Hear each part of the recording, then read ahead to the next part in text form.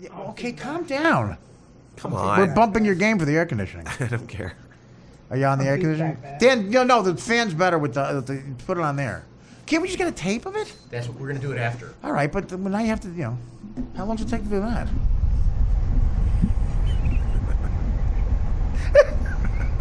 That's the cover of the magazine right there. The cover of the album. It's over. That's our theme song for Artie Quitter Podcast. Again, we can't afford the real music. And, but Carrier is tweeting. I think Carrier is sniffing around for royalties. The real Carrier people tweeted me and said thanks for the publicity.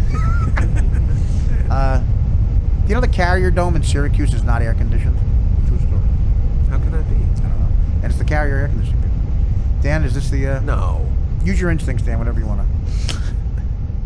Fuck. I like that guitar solo. I'm going to start the clock. Artie Quitter Podcast, a packed podcast, man. A lot of funny in this room, pal. Tig Notaro, first of all, has a smoking hot chick. Look at who Tig Notaro's fucking. Yeah. You see the last 3 minutes of her special when she takes her shirt off? That's not the last comedy. That's like comedy special 30 minutes. Is it? Yeah. You know what she looks like? I swear to God, who does she look like? She looks like Christian Bale in The Machinist. She looks like. Or Christian Bale lost all that weight. She looks like Bruce. I remember when Sarah first told me about it. She goes, "Hey, she's going to be in Bruce Jenner." She said she's going to be in New York. She looks a little like Bruce Jenner, say hello to her. She looks a little. And then I saw her, and I said, "Oh my God, you weren't kidding! She looks exactly like Bruce Jenner." I couldn't take her. She goes, "Let me take you off speaker. She's in the car with me now." No, I'm telling you. There's a scene at the end of The Machinist where Christian Bale has his shirt off, and it looks exactly like her. Only the scene is funnier. I'll do it. Should I take my shirt off? She gets a yes. If I say that, no. She gets a lot of the hot girls. This one's really. She does. Right? Look at the pussy I've met she them gets. both in person, and her wife is smoking. Look at how red that red hair, man. She's like Springsteen. Yeah, she's pregnant. I don't get it. Who is? That one. Yeah. She's expecting twins. Yeah. Wow. That's got to piss off some people. No, she's. Who's the real father? Trump? Tony Woods? That girl's up for anything. Yeah, I Tig Notaro, for you people who don't know, she's a comedian. Got sick and is real nice girl actually. I had her on my direct TV show. She was very sweet, and she's sweet. Hated my guts. I could tell. I don't think they so. think I hate like gay people. I don't. I think that's the attitude she gives. Huh? I don't think she hates you. Attitude? She gives off like an attitude Like that Janine you think Garofalo like attitude? you know. Like Janine Garofalo had like 10 punchlines that were just her rolling her eyes. Janine Garofalo does hate But you. there you go. No, I know that. She told me. Is that the picture? That's him in the. Does that look like her? Wait, that's Christian Yeah, Slater? that's not Tig Notaro. No, that's Christian Bale. Oh, Christian No, Bale. no, that's Gollum That's from somebody Lord of the that's Rings. thin. But that's what he looks Ew. like. That's what she looks like Oh at my the end God. of the thing. Oh, you're right though. You're Yeah. completely right. Ugh. Oh, that's Christian Bale. Yeah. That's unacceptable. Well, he got, for The Machinist, I guess. Well, what'd you play? A guy with AIDS or something? Or my buddy the cop? I hope. My buddy the cop. Thank God I'm not an actor. My buddy the cop works in the ghetto. He calls AIDS the package. Yeah, he's got the package. Like, what the fuck does that mean? That's got to be confusing during Undercover Bus. I said, what does the package mean? Like they would go, they would make up racist terms. The cops. He goes, it's the package. It's a bunch of shit. AIDS, AIDS. It comes in a package. That's right after before he got arrested for shaking down drug dealers. Yeah, this guy's fucking ratted on me. He weighed 80 pounds as a cop, smoking 80 pounds? Smoking coke. No. I'm like, damn, they're gonna notice. That's the guy who didn't have teeth. I had to buy him teeth. Oh, God. Gold, I hope. Well, I bought him teeth. I buy him teeth. And he's gonna work security for me. He doesn't show up. The next security job. I called him up. I go, what, Mr. Big Shot? What are you, somewhere eating a Snickers bar? What are you smiling at somebody? You paid him all the teeth up front? $6,000. You gotta give him a couple of teeth. I should have just got the incisors. You'll get the front teeth when you show up. Pick up your teeth at the door. He had no teeth. 41 years old. Oh boy. Who would have thought when we were in summer school for high school that at 41 years old I'd be buying him teeth? Most likely to need teeth at 41. All 32. Well, that's not from smoking crack. That's just from not brushing. No, well, what happens with coke is it goes down into your gums and it rots out your gums. Yes. And your teeth rot. Yeah. Anyway, moving on. That's your medical. Is that the only? There are other problems associated with. I don't want to get into it. Yeah, okay. I'm gonna put it on the website. Did he have the package? He's got the package. Got the package. Hey, can you turn me up a little bit there? He weighed 80 pounds. I'm number 2, I believe. Yeah. He weighed 80 Yeah, pounds. turn it a little more. I'm deaf. That's better. Yeah, I got it. He weighed 80 pounds from coke, and he goes, "Yeah, the guys at work think I got the package." So we got to tell him it's from coke. Can't make them all feel better. No, Sergeant, wrong. It's from smoking cocaine. Oh, fine. Okay. Did you get your assignment for today? Plainfield Ghetto, man. You know anything about Jersey? The Plainfield Ghetto. No, I do. That's where Voss is from. But it's like really bad, and he worked there. He's like terrible. I buy there all the time. My sister lives right next door at Scotch Plains. Yeah, Scotch Plains is nice. It's right next door, so we always have to travel through there, to get to the Target. The Target is usually a cop. I was always wondering why they had a Popeye's chicken there. Bill Curtis, right in the middle of the Target. Bill Curtis did a American Justice about something that happened in Plainfield. About a guy who got a gangbanger got arrested, and he got a message to his the Crips that he was with, and Bill Curtis goes, "From behind the prison walls came a very dark, short yet chilling message: kill a cop." Do you remember that comedy club that was over there in Plainfield for years? Plainfield? Yeah. No. What was that one we used to play all the time? It was In Plainfield? Nice. Yeah. Oh, you're talking about that? Talking about That was Fanwood, Penny maybe? Arcade. No. That was like in Clark. Westfield or Clark. Yeah. This one was He used to play it. It was good. It was pretty good. It was right in Plainfield, but in a Plainfield, New not Jersey? a horrible. I don't Dave, remember nothing's been good in Plainfield. I for know, 50 I know, years. but I'm telling you, it was You're there not like old enough to 20 remember years anything ago. good in Plainfield. No, No, I you know who am. owned that room? Tig Notaro owned that room. I can't remember the name of it. It was right on the What year you talking? border in the 80s, late 80s. I don't remember that. No, I remember there was one in Fanwood called the Goalpost that had a comedy night. And the Penny Arcade had Penny a comedy Arcade was in weekend. Clark. It was like more of a club, and it wasn't. They had stand-up comedy during the weekends. Jim Carrey used to be there. Oh no! Oh, you know what it is? The Clubhouse. The Clubhouse. Yeah, sorry, that wasn't a comedy club. Yeah. Jesus but Christ. they but they did Yeah, like a right. weekend of comedy. Yeah, that was I've different. heard The that. Clubhouse was a nightclub. right, That it was a big nightclub, thing. But they had stand-up all weekend long, right? It had like 80 Didn't they have rooms. headliners? Clubhouse had comedy on some weekends, not every week. Oh, I don't I see, think. okay. It was one of those places. It was an old I liked it there. It was an old VFW hall. It had 80 rooms in it, and the cops just owned the place. It was like their private club, and they moved a lot of. Yeah, whatever. Oh, they have nice people that work there, At any too. time, you could open up some secret door and you would see like a chick blowing a cop at gunpoint. You know what? How's it going, Amanda? You almost done?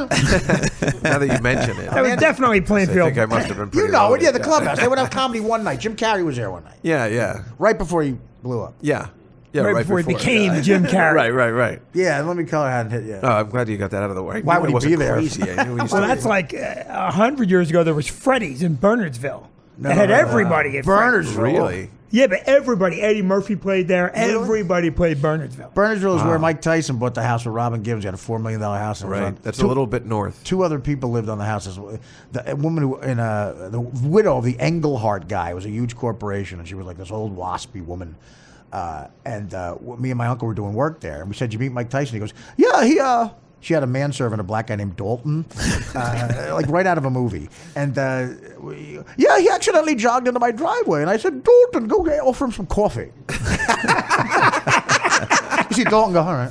"Dalton, what is that man's name?" "Mike Tyson." "Oh, yes. Wonderful young man. Wonderful." He jogged into my driveway by mistake. And I said, "Dalton, of course, I don't judge." Apparently he fights people. I'll tell you who's a piece of work is that mother-in-law. Ooh. I guess Robin Gibbons' mother was screaming at him outside. And Miss Engelhart heard it. The wasps don't raise their voices, Oh, yeah, they're very vocal. Very ethnic. Because Italian people, you're like, my girlfriend was a wasp, and I feel like Woody Allen and Annie Hall when he looks like a rabbi at Diane Keaton's. For Grammy Hall. Yeah, Grammy Hall. Yeah. You grew up in a Norman Rockwell painting? Yeah. He feels extra Jewish, because they're in Michigan. That a rabbi thing. I feel like the John Gotti. Pass the gravy. That happened to me on Thursday. Some girl told me I looked like Paul Giamatti. We were making out. Really? She told me I looked like Paul Giamatti. I'm like, that's Did the she most realize- insulting thing I've ever heard in my. I mean, that's really insulting. She made out with you after she noticed? After she was obviously loaded. You're like Paul Giamatti without the acting talent. But then she goes, no, he's cool. He's Italian, which basically meant we hate the Jews. Is that what that means? Why? That's what it meant. What do you think, Paul? What do you think? I think you went out on a limb there. I don't think that. No, that's what Jews she said. It was okay that he's Italian. you're that's very okay paranoid. to look like that. You're very paranoid. We are, but then I kept thinking that's just she sees Jewish me as, angst and guilt and you're probably right, but all I neuroses. could think about was that scene that she saw me with the Hasidic. You think Ted Cruz was talking about the Jews when he said in the debate, New York values or the media and money? Yeah. Yeah, right? Of course, right? No. Why wouldn't you? He was talking about That's what I talk about. New York. Right, well, I'm saying, that's another way of saying it. Well, everybody, besides the Jewish thing, everybody knows the way the rest of the world feels about New York. That's why they hate the Yankees. They hate everything. Well, no, because the Yankees are good. That's why they hate the Yankees. Well, that too. Not because they're Jewish. Yeah, but there's that too. But I'm not thinking that. People hate the New York. Jews, the gays. They hate everything about the it. other communities. Woody Allen says it in Andy Hill. He goes, the rest of the country looks at us as Jewish Zionist rapist. I think of us that way, and I live here. That's what I like about it. Yeah. It's fun. It's like, we're having a good time here. They hate that. Very cosmopolitan. But, Ted Cruz is trying to get that. Trump nailed him, too, man. Trump's getting good. He's getting good at these debates. He's fun. But so Trump supposedly is going to have a big rally tonight in Iowa, and he's bringing a surprise guest. And it's supposed to be, they say, African-American on Twitter, possibly. So it's like an African-American celebrity. Is the surprise to the African-American? What am I doing here? What's going on? Cops in Baltimore are floating in the van right now. Oh. Guess who's going to the Trump rally? And put your seatbelt on. Oh. Not going to have this shit again. You think it's that guy Dalton from Burnersville? It's Dalton. Dalton, are you the... I'm watching television. Are you Trump's surprise guest? Is that why you went off early tonight? Does Mike Tyson still live here? No, he got a divorce. Oh. Who could it be? I'm saying that... Who would be the most shocking... Both actors who played Lionel on the Jeffersons.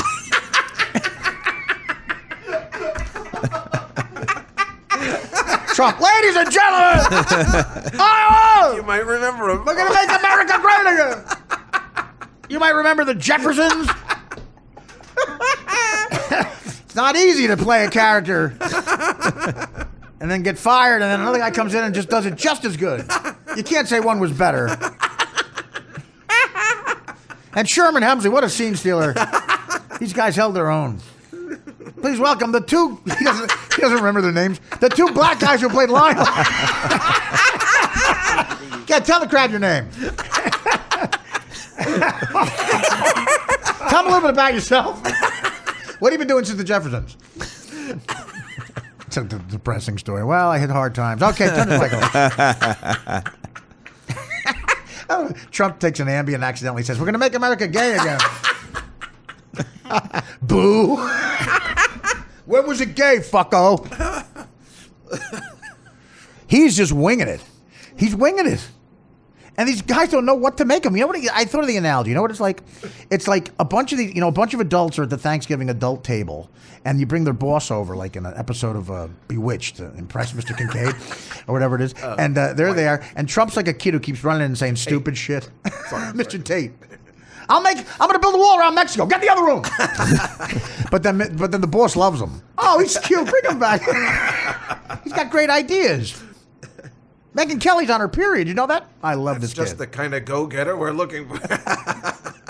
This guy's got the kind of stuff we need at Tate Industries. Ted Cruz is illegal. Ted Cruz is illegal. I can't believe Ben Carson's a serial killer. Lionel's name, because I just was like, when you're saying the guy from Bewitched, I'm like, you mean David White, the guy that played Larry Tate. I gotta know that all the time. How do I not know Lionel's name at this point then? Here's the one guy who had the one black guy who had a guest starring on Bewitched. So not the two Lionels. Who could it be? Let's try to guess. The two Lionels is ridiculous. But I would vote for him. How about we got Bell Biv? DeVoe wouldn't count. DeVoe's a Cruz guy. I always like Bell Biv. DeVoe is a jerk. He's a nasty guy. Who's on Hard Times? He's hit Hard Times. The kid who drowned Whitney Houston's kid. Oh. The kid who... Jeez. He's innocent. MC Hammer. I'm sorry. Reverend MC Hammer. I apologize. Reverend is another way of saying broke. Applying for bankruptcy, Hammer. It also has to be a black equals guy, MC so that Hammer? would be a Republican too, right? Wouldn't it have to be a... Well, these guys could just say they're Republican. You think the Lionel guys are registered or something? No, I'm just saying wouldn't you have to find somebody who's obviously going to support his campaign? You're talking seriously about this? I don't know. Kind of. Well, that's really happening, though, right? If you're Vinny's playlist. Yeah, I mean, I guess they could. If you're a registered Republican, you can't vote Democrat? No, you can. I just, don't see a lot of. No, I don't know if you can vote in the primary. Can you? You can't. You can't. Yeah, vote you You can't vote in the primary. That's why they're sucking the fucking I'm registered Republican thing. That's why I know. Jeb Bush everybody in my building makes fun of me that I'm on the other line. Jeb Bush is staying in it, and Dan explained he figured out what I said, what does he think's going to happen? He's like 2%. And he thinks Trump's going to explode, and Cruz is going to drop out, and Rubio's between him and Rubio, which is why he just fucks with Rubio in those ads. That's interesting. Yeah, but he's spending What do you think like $100 million he spent. What would make Trump explode at this point? I mean, I think he's banking on it's gotta hit a wall somewhere. I still think that. I think he's hoping that. He doesn't want to be Trump's president. I know. First of all, the wife could be not less into it. Melania. Trump's wife. Trump is bulletproof right now. Well, no, but Trump's wife is starting to get interviewed now, and God, he's got to put a leash on that. Oh, is she? I haven't seen this. Is she a train wreck? You better hire Karl Rove to debrief her. Their son, she goes. They did a thing on CNN about a day in the life, and she goes, "I'm raising the son all by myself. I have no help. That's why I'm there at the rallies. I'm busy. No nanny at all. I have a chef and an assistant. I'm doing it on my own." She actually said that. Really? I have a chef and an assistant. Yeah. And the rest of it I do myself. And hey, I tell the assistant to be a nanny one day. That's what happens. And the little kid looks like a little asshole. She's a Russian broad? She's Eastern European. I don't know if she's Russian. I do everything by myself. Yeah, something like that. Yeah, Eastern European. But so she's got this look on her face like she's annoyed. The little kid is got all the wasp genes. He looks like little Lord Fauntleroy. Like a kid the Bowery Boys would drown in the East River. Come here, Warren. Who are you, huh? Come on, you want to play stickball with us? Cut it out, fellas. Hey, we're knocking over the apple stand. So she does a day in the life. He brings her to the office. He brings her to Trump's office. And Trump looks at the kid. Clearly, he's met the kid like 4 times. Hey, son. And Melania, I think, was letting the assistant do most of the work that day. You call me on an off day. It's usually all me. And Trump's like, yeah, it's all her. It's all her. Yeah, it looks like she's annoyed with the whole thing. But so they said, have you talked to your son about what Donald's doing? She goes, yes, I sat him down. The kid's like 7. He goes, what'd you tell him? He goes, I said, Daddy's going to be president. She said one thing to him. Daddy's going to be president. Do with that information what you want. Who's Daddy?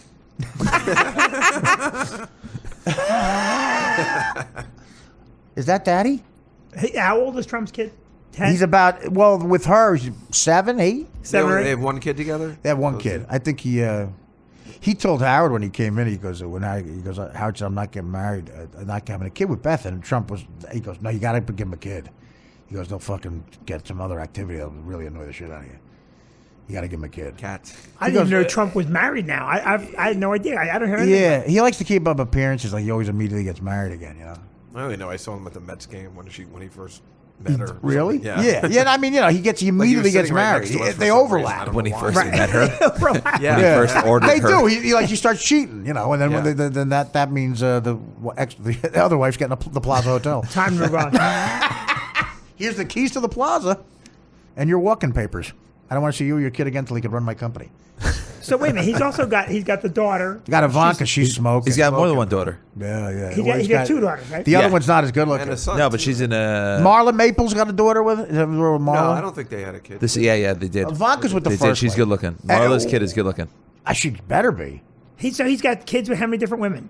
3, Well, I guess, right? well, he's no Antonio Cromartie, but he's getting... He's got 3. He could have been a New York Jet. Yeah, He's very close. I know. Cromartie. Yeah. Cromartie's got a wife now who's having twins, supposedly. So guy that'll just be doesn't get 14 kids. With 13 women. 18 women. God bless. Kids Yeah. are just... They love him. They are just a joy. First of all, look, he's a guy in the secondary. If you hear him talk, he's not going to be tearing up the broadcasting booth. Unless he gets to a Ford dealership like John Elway. No, he's done. He's making $2 million a year, and he spends that fucking money. He's a guy in the secondary on the Jets. Not even a guaranteed contract. I mean, some of those kids ain't trickling down. I saw that wife was going to have twins. I couldn't believe it. Yeah, and supposedly he got a vasectomy, so there's Yeah, he did. Well, they said he got a vasectomy. But that's a lot of kids. He'll be broke. It doesn't matter how much money. It's a lot of kids. You got to have Trump money. You got to, It's, yeah. Christmas alone. Well, we did on me and Nick had a bit we did on DirecTV. Every Friday we featured one of his kids. It lasted like 6 months. This Friday we have Jersey. He named the kid Jersey, but the kid was from California. Didn't make any sense. This is his child support a year. It was $336,000 a year. Okay, so it's like having another manager. Terrible. That is fucking scary. He'll be broke. What's he make a year? He makes about $2 million. $2 million. That's not enough. That's That's not nearly that's enough. gross. Pay your taxes, buy another diamond earring, Taxes. pay for the child support. You're done. Allen Iverson blew through $150 million. I don't know how. Was he buying fucking weapons for a country? How the fuck do you? I mean, again, for 4 years in a row, I made really good money at Howard, and I had every vice on the planet, as self-destructive as you can imagine, and I always had money. I never ran out. I always called my guy and go, "There's still money there?" He goes, "Yeah." All right, because I like the Chargers. I hear that. How did you guys blow through that money? $150 million. What is it? A 4-year, $32 million contract. So $8 million. Yeah, wow, shit. He's that good of a defensive back. He's all right. Didn't he get injured last year or 2 years ago? Yeah, right? he was. He was out. The wife said in that clip. Do you have that clip of her? We had it before. But how many It's kids? so He has fucking 14, 15? How many kids? The playoff clip. 14. Yeah. Well, she says that she's pissed he's going to be home. Yeah. They're out of the playoffs. Yeah. They're not in the playoffs, so the wife's like, I got to do all that wife shit. Here she is. Y'all want to know what else I'm mad about? What else, honey? This playoff shit. My husband is going to be home every damn day. Every day. I'm going to have to get up every damn day and act like I'm doing something. Act like I'm cleaning, act like I'm throwing something away. Act like it. Going to the grocery store, doing all those wife things that I normally do. Blowing Darrell but Revis? at my own pace when I'm ready to do it on my time. Because he doesn't, he doesn't notice. What do you think her when time he's at is? Work, he's so focused on work and studying and sleeping, getting his body done. Okay, wait, stop right there. What goes on at home? Studying. What, how much you got to study the 4-3 demons? His job is simple. See that guy? Guard him. Don't let him catch the ball. He's studying? He's a jet. Not working out. I think her and Melania should hang out. I got to go to Melania's. They're both doing it on their own. Yeah. That little Lord Fauntleroy motherfucker. All up in my ass. Here's the Trump, African American, Delonte West. And LeBron James' mother. Delonte West, who's now LeBron James' new father-in-law. They're going to announce it. We're getting married. Yeah, we made it official. He was tweeting out again. The Delonte West thing raised its ugly head again. That's the best rumor in the history of sports. Fucking his mother and tweeting about it. I guess LeBron pissed him off. What comedian's mother would you fuck? Dave, you got a picture of your mom? What comedian's mother would I fuck? Have you ever seen my mother? Well, I was gonna say, like LeBron James' mom again looks like Don Cheadle with an allergic reaction. Wait, so I'm sorry. I don't know. I never met. Actually, because that's what's happening in that show, Ballers. Well, do you know? You never heard that rumor? Delonte No. West.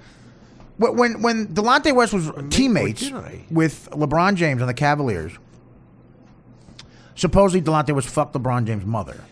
Oh, so Which to me is like, girlfriend. Did you ever see that show Ballers on HBO? No, I tried Because that's not one of the they must have gotten it from that. How much time do you have in your day where you see ballers? My friend writes the show, so I have to. Have no Your friend choice. writes it? Who's your friend? His name's Steve Showett, and this guy Steve Levinson. I know Steve Levinson. Yeah, He's 'cause he's in Wahlberg's my manager. football pool. Yeah. So They call him Lev. yeah, Lev. I Yeah, met Lev. He always wins the pool too. It's really kind of annoying. It's This so guy's rigged. really doing. It's just got it. He it's writes magic. He's like the creator of it. He Yeah, wrote he's the creator, Levinson, Well, he's got a big credit on Entourage too, Levinson. Yeah. So they were going to have me play the. It's gone a second season. They were going to have me play the Miami Dolphins manager's son. They're getting sued. That show's getting sued. Is it? Yeah, that show's getting sued. For what other show? Another show sucks? Someone else said they wrote the show. Really? Yeah. Wow. That show is getting sued for plagiarism. Ballers is? I'm almost sure. did Google not that. hear that. Can someone Google No that? I'm kidding. almost positive Ballers is getting sued. I could be wrong. Oh, I hope Makes so. sense. I mean, it's like, but how many people could say like, I came up with a show about football players? Well, I think they're coming up with.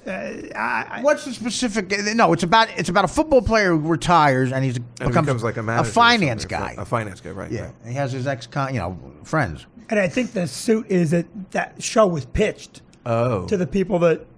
It's hard to imagine anybody in Hollywood stealing an idea. Well, no, I mean that happens all the time. I think Bob Levy originally pitched it. Am I right? Wahlberg. Let's see. Oh, right, he's involved. Too. Writers Everett Silas and Sherry Littleton sued HBO, and Star and they're suing The Rock too. Dwayne Johnson and Wahlberg are getting sued, and creator of Stephen Levinson in federal court Thursday, seeking unspecified punitive and compensatory and special damages. The duo claimed the cabler and the producers lifted the concept for a gridiron version of Entourage, which Wahlberg and Levinson okay. So yeah, you're right. They're getting sued. They'll probably settle out of court, Yeah. type of thing. Wow. Or they'll probably own a franchise of Wahlburgers. By the way, very good. I had a Wahlburger. Really? Where? Very good. Up in Boston. If I didn't see your face right now, I would have thought for sure you were joking. No, I wasn't. You can see that. Why? You were, I your figured face showed the joy in the eating the. Not a new burger. What the Yeah. fuck? I try stuff. No, I hear you. I'm not dumb like people say. I'm smart. Did one of the brothers make it? Yeah. One of the brothers cooks. He's like the Cooper Manning. Cooper Manning is one of 3 sons. 2 of them have Super Bowl rings. And not like Super Bowl rings like the 25th guy off the bench, special teams. They're both the star quarterback. They both have MVPs too, don't they? Yeah. You know what he does? He sells insurance. Right. What are you doing today, Peyton? We got the big celebration because we won the Super Bowl again. Why can't you make it? The Feinsteins just want to go. They want some more term. They're getting everything, man. Water damage. Hey, really, Penn? You hear? I'm kicking ass. Yeah, I sold them the water damage. Hello? Who's that? That's Hannah Davis. Oh. Yeah, she's blowing me. So what else? What happened? Maybe Good for you, man. Maybe he works for Nationwide. That's why he's like, well, I can get my brother maybe to. Oh, that's right. Maybe. Chicken Nationwide parm. works for the competition. So good. Remember when Eli was on Saturday Night Live and it was actually pretty funny? Yeah, they both were monologue. funny. Peyton Manning was. Peyton Manning was amazing. Yeah. He might have been the funniest guest they've ever had. He was really good. But Eli, his opening monologue, where he was talking about his father and his obviously his brother and stuff, and then, I don't know, he said something about Cooper, He did. which was a throwaway line because they were trying to get to where the mother hasn't done anything. How about like at Thanksgiving if the father was a drunk? Like, I don't know, Cooper, can you pass anything? The gravy? I'm passing something. Cooper's all nervous and drops the gravy. Okay, well, Cooper, let Peyton or Eli pass the gravy. You say fucking grace or something. Maybe if the gravy needs insurance, you're going to end up.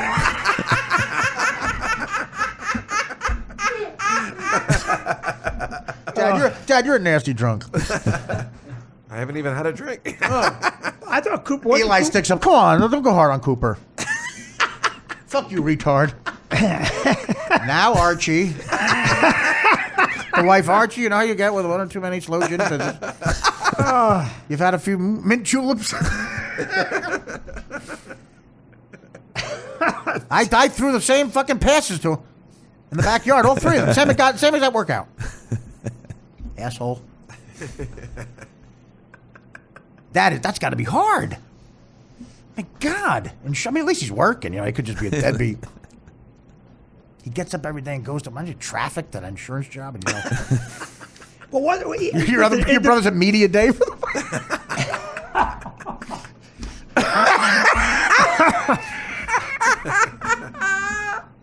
The Feinsteins need more coverage.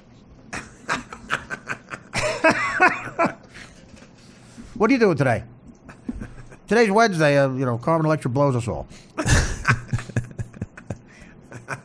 It's something the owner pays for. Eli fucking man, he looks retarded. He's got 2 rings. Tom Brady. Only thing between Tom Brady and a perfect life is Eli Manning. Looks like a mongoloid. Yeah, you're right. Tom Brady's like, he's still there. Fucking Jesus Christ. I'm sick of him, man. I don't know. I respect the fucking, the success. But I hate him. I mean, it's all right to hate a guy. Hated the Cowboys. They had success. Vinny, who do you like? You're a Giant fan, right? Well, okay, so I'm a Giants fan, but that's torture for the last 4 years. Yeah, but still, we got 2 rings. I think about it. It's like, I know there's no gray area. It does suck when they really suck, and they've sucked. I mean, that one year with the offensive line. But they got 2 rings. How many? Look at the Bears. Danny's a Bears fan. They had amazing teams, but 1 ring. It's like that's hard to do. It still makes me angry that the way they kind of treat Tom Coughlin, like they're so angry. But like you say, they got 2 rings. I'm a Jets fan. I mean, it's a nightmare on a daily basis. Imagine being a Jet fan, yeah. And your complaint, not you know what I'm saying. But I know. The fans are complaining like we haven't gotten a ring in like 4 years. It's been like 4 years we haven't gotten a ring. This is an outrage. Eli is a little too clean cut though. He lived right across the street from here. Yeah, it's and cool. 2 weeks after he wins the Super Bowl, he beats Brady in the Super Bowl. He's on line with me for a slice of pizza. I go, dude, the guy you beat is in Maui right now at a fucking club with the hottest girl on the planet. You're gonna be late. You're gonna be late because I ordered it extra fucking well done. That's where Bridget Monahan is probably the smartest person on the planet. And they had that kid, and she's like, "Oh no, I'm keeping the kid." How much pussy do you get when you go? This fucking supermodel got pregnant, so bye. It's gonna be a super baby. Is that Eli's kid? No, Tom Brady. Tom Brady. Bridget Moynihan. Yeah, that's like that. Bridget Moynihan she got pregnant. Like, well, I'm pregnant, but she's like, I met somebody else. She's like, all right, but I'm keeping this kid. Tom's like, what? You're getting fat? I'm gonna bring it by myself. This will be good. You're not getting fat, are you? Who am I? Cooper Manning? I'm going to raise this kid with just a chef and an assistant. Peyton goes to his wife, hey, how about a setup or 2? I'm not Cooper, He tells Cooper, listen, I want to divorce this one. Fuck her for you. I'll pay you for I'll save you some money. You can fuck her. Archie calls up. Have you done your brother that one favor? Save him a few dollars here. Fuck his wife. Wasn't he injured? Is that why he doesn't play? He did. He got an injury, yeah. His neck injury, right? Yeah, that's why he sells insurance or whatever he does. Like Rodney Dangerfield in Caddyshack. Oh, my arm! Oh, my neck, it's broken! Oh, yeah, Rodney Dangerfield is so fucking funny. When he goes up to Brian Doyle Moore with the money, keep it fair, keep it fair. Brian's like, I can't take it. But he takes it anyway. I can't take it. No. Brian Doyle Murray's so fucking funny on that. He's amazing. What's that candy wrapper doing on the floor? Pick it up. Well, don't you see it? Pick it up! Whose blood is that? He got chubby quick. Yeah. Brian Doyle Murray went from looking like a young, fresh-faced Irish kid to Vic Tayback in the summer. How funny was he on Get a Life? Remember Get a Life? Oh my God, he was amazing in that. Really Groundhog's Day, he was in that too. He's real. Yeah, he's funny. Yeah. What was the other one? Groundhog's Day. Yeah. Oh He's yeah, the mayor. yeah. He was With great. Bill. Yeah, playing the mayor. Well, I guess they. Then there's Cooper Murray. Well, there is another brother, There's right? 2 other Murrays. But yeah. There's another guy in the movie. The other guy was just in Mad Men. He had a recurring play the alcoholic in Mad Men. But Cooper Murray's not funny at all. Yeah, it just doesn't work with you, Cooper. Brian Doyle Murray also co-wrote Caddyshack too, right? Yeah, he did. Him and Doug, the guy who died mysteriously, the guy who played Stork in Hawaii. Animal House. Yeah. He also helped him write Groundhog Right, Day too, right? Chevy Chase was with him. And you know what? Chevy Chase was in Dirty Work. He was up in Toronto for 2 weeks, and me and him went drinking a couple of nights. Just me and Chevy Chase. Oh, wow. Shot for shot. Tequila, That's amazing. Playing pool. And when he got drunk, I could ask him anything. So I asked him Belushi shit. And John was a bully. Big bully. That's the coolest Owed thing. me $85 when he died. Really? I'll give it to you. Shut up. Are you mad in a way that you were doing shots so you don't remember a lot of the No, I conversation? remember it all. Right. I remember it all. But he was down. That's when I could drink. I was 29-ish. I could put him away. Wow. He was going boom, boom, boom. He had pills on him. He goes, yeah, I'm a Hollywood clean. Because he was supposed to be clean. I go, what does that mean? You're not fucking shooting heroin in Kabul? Right. Is he a nice guy? Did you like him? I didn't have one problem with Chevy Chase. A lot of people, but I saw him be really mean to people. But he was cool. He was doing shit that was so fucking funny, and none of it made the movie. The guy that produced it was Bobby Simons. He did all of Sandler's movies. At the time, he had done Happy Gilmore and Billy Madison, and Sandler had just done The Wedding Singer. He came right from the set of The Wedding Singer to shoot a cameo in Dirty Work. And he got there, and he goes, don't ever do a movie with a fucking wig. Put a wig on it. I did one with Spade. It's awful. Yeah, a blonde wig. I had like I had like a harem. Four hot chicks would put that wig on me. It was a $4,000 wig. I had to get... what was the reasoning? Because I played a guy who was like single white female joke. I played a guy who wanted to be like Spade, so I did my hair like him. But we didn't realize, everybody didn't realize we were trying to look like Farley. Yeah, that's what everybody thinks. He didn't think that. The critics pointed it out. The critics were so evil to Spade in that movie. Like him and Sandler, the critics, like not only did they not like the movie, it was like they hated them personally. I think Entertainment Weekly said, because Sophie Marceau's the chick in it. We talked about it yesterday, yeah, and Spade would try to fuck her. She wouldn't fuck him in real life, and he was like a millionaire comedian. In the movie, he works at a restaurant and fucks her. I said, Spade, this is science fiction. She would get makeup next to me every day, Sophie Marceau, and I would look at her, and me and the chick doing makeup, we didn't look like we were the same species. She was the type of chick, roll out of bed, take a Polaroid over, it could be the cover of Vogue, like just naturally be. So she wouldn't fuck Spade. And, it was just a fun place. But so he gets her at the end. So the critic for Entertainment Weekly said, when Spade and Sophie Marceau first meet, you're not rooting for them to get together. As a matter of fact, you'd love to crawl through the screen and somehow protect her from his reptilian-like gaze. Wow. And you remembered every line of that, too. Yeah, because I said it on his answer machine a bunch of times. I should have put out an album of David Spade voicemail messages. Oh, the way he cuts you down, so fucking funny, man. That summer, it was the summer of '98, Adam Sandler threw a 4th of July party at the house he rented in Bel Air at the time. Huge, it was just as before he got married, so it was like the last of his play life, like frat boy life. It was just like the house you'd get if you made $6 million a year.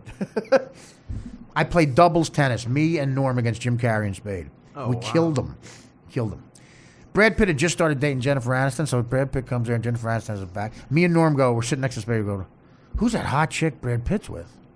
Spade goes, are you two even in show business? They're dating, Jennifer Aniston. Oh, sorry, we don't know the fucking dating thing. Hearing Norm describe how Spade gets laid a lot is so fucking funny. Hey, you know what he fucking does? He watches those fucking chick shows. So he like talks to them. He knows how to say shit to them. They go up to a hot extra and go, oh, that bag is so Chloe. That bag is so Chloe. But his cut downs were so fucking funny, man. I could have put out an album of them. But the critics hated him and Sandler. Well, in Dirty Work, I do that bit. In Dirty Work, the guy said about me, in my hometown paper, Artie Lang has all the charm of a date rapist. And my mother was so upset. And Norm said, hey, man, that's great. A date rapist has to have way more charm than a regular rapist. They hated Norm, too. They hated, I think the critics were mostly effeminate guys. They hated, the guy thing, Yeah. Well, we talked about that, right? A little bit. Was I talking to you about that?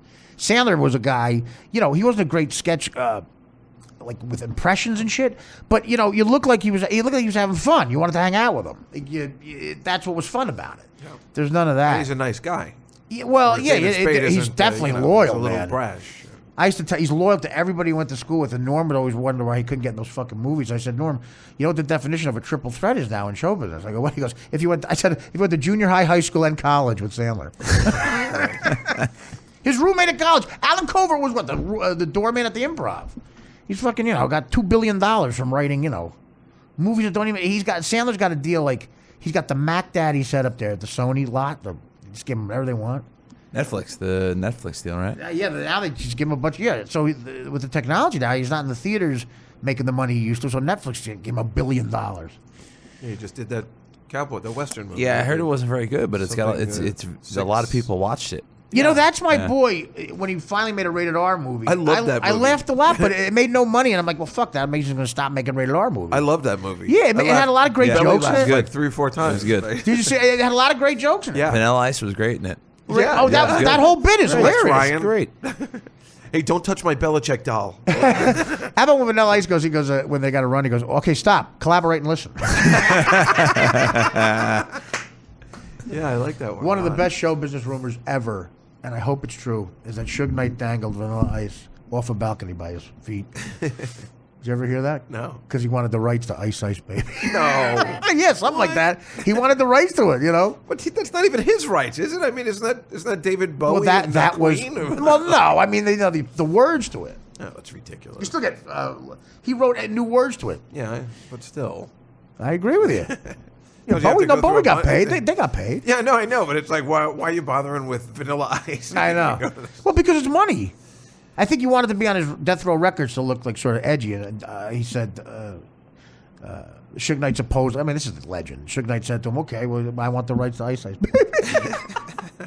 And can we talk about it? Okay, sure. And he hung him out over the balcony. He's like, "That's all I have." The Bellage Here's Hotel. the rights to. Can you have the rights to the second album? Nobody knows the second album. Yeah, Vanilla Ice used to do concerts. What's his after that song? What does he sing? Nothing. He covered Dylan. Blow it in the He wind. must have had a second song. Anybody ever see? Would you ever see a rap artist live at a concert? No. Are you young enough? I mean, you're young. No, I was into it. I was definitely into it. But I wonder what they do. I guess they just play the track and Well, they dance. They dance. Right. They dance, and there's a lot of women. There's women in a cage, right? Women dancing at track music. And then they have a guy who just yells Brooklyn. I want to be that guy.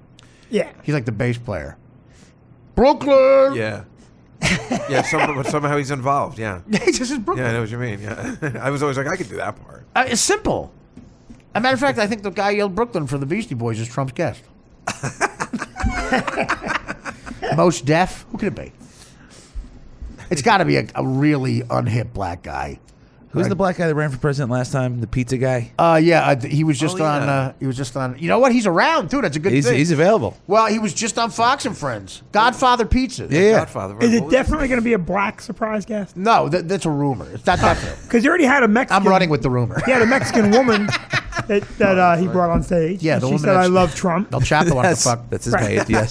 I love Senor Trump. Oh, I love that El Chapo. El Chapo didn't hear Sean Penn and he thought he was going to fuck that chick.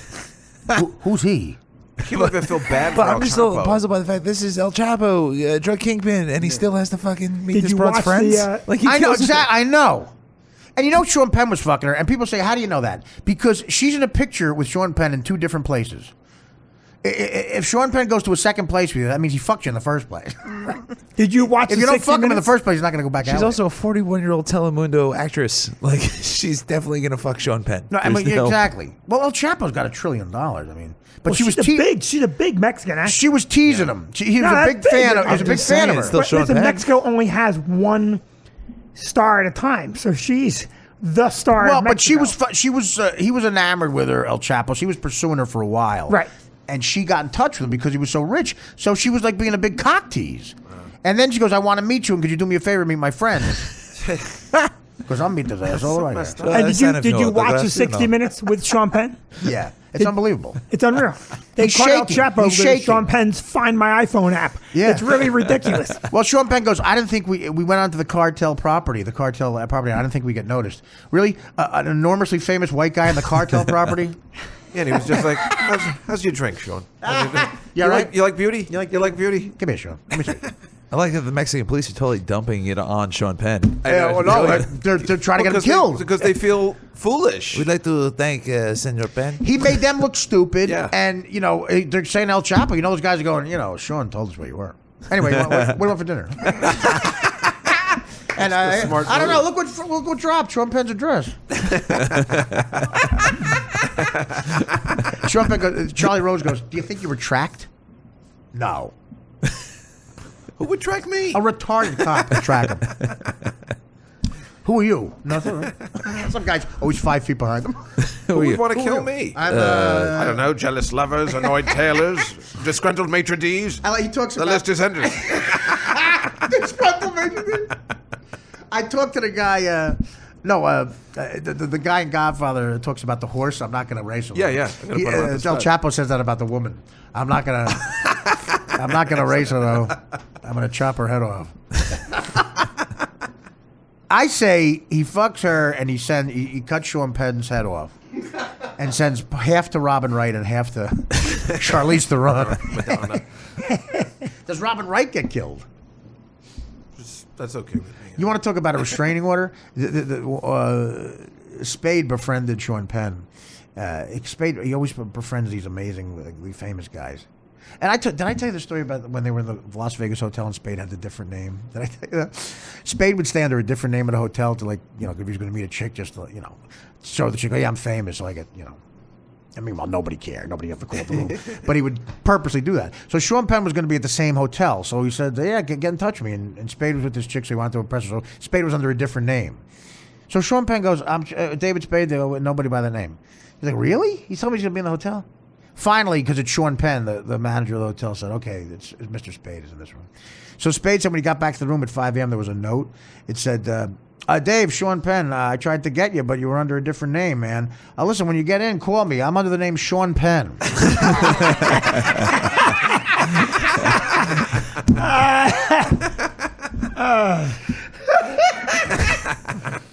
I forgot when I first... texting came out. I texted something to Spain. I wrote LOL after it. I forgot who I was texting it to. Texted back. Goes, first of all, I'll tell you when something's funny. I don't need your LOL. But yeah. So anyway, they were in Malibu, and Sean Penn had to go drop something off for Robin Wright at a place other than their house. And Spade was driving, and he said to Spade, "You got to go this way. Turn around." And he goes, "Why?" He goes, I'm not allowed to be in a car that's facing her house. In the restraining order, if he was within a mile of her house, even if he wasn't driving, he couldn't be in a car that was facing her house. Wow. What the fuck did he do? Yeah. Yeah. So if a cop, how can a cop, I guess if a cop pulls me over, I'm facing the house, you could technically have me sent to jail. Some of these girls that don't seem to get it. They're like, I'm dating Sean Penn. Yeah. Good luck with that. I mean, how do you expect that's going to end? Yeah, but every time women lie, man. First of all, that's true. They have an agenda. I can see a woman be like, he's so crazy that he just sits in a car staring at my house. I do agree 100%. I'm that important. You know what you're getting into when you start dating. Well, get married. You're right. I think, but then you hear the OJ 911 and you go, you know who it is. He's done it before. Right. Are you talking about that guy you dated? That's right. That's what she says, right? The cop is like, you know who it is. Right? The cop, the sergeant's like the Irish sergeant. You talking about the spooky dating? He's still on the bills. He's on his way here with a knife. All right, I'll get O'Malley on it. When I was going to work when I worked construction with my cousin Jeff. We were on the Garden State Parkway in his van, and a black kid threw a pebble from rocks and hit our windshield, and it was like shattered. He was doing it to all the cars. So Jeff, with my cousin Jeff, I got to report that. He calls the cop, and he gets like an Irish desk sergeant, and he goes, I just want to let you know there's a kid throwing pebbles off the bridge at cars. And the cop goes, oh yeah, what's he look like? He goes, he's a 12-year-old black kid with a Michael Jordan jersey on and sneakers. The cop goes, oh, him?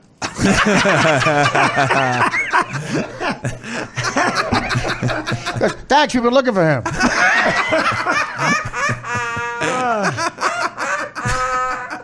Did he speak poor English? Oh, him! Guy's 4 days away from his pension. Describe him. Yeah. Oh, him. Yeah, because supposedly when Nicole Simpson, they gave her an attitude. Like, fuck it. I mean, she wasn't the chick who cried wolf exactly. Decapitated 2 people. Imagine how cold you got to be. You think that guy was so mainstream. He's a legendary fucking Hall of Fame football player. He's at the Hertz board of directors, and he's a guest host of network shows, and he's the kind of guy who could decapitate 2 people and fly to Chicago real calm. Because that's what he did. Yeah. That's what made him a good ball player. He had that instinct. Is it that one? Focus. What do you want to do? Not kill him? He's got to kill the dog at that point. Why?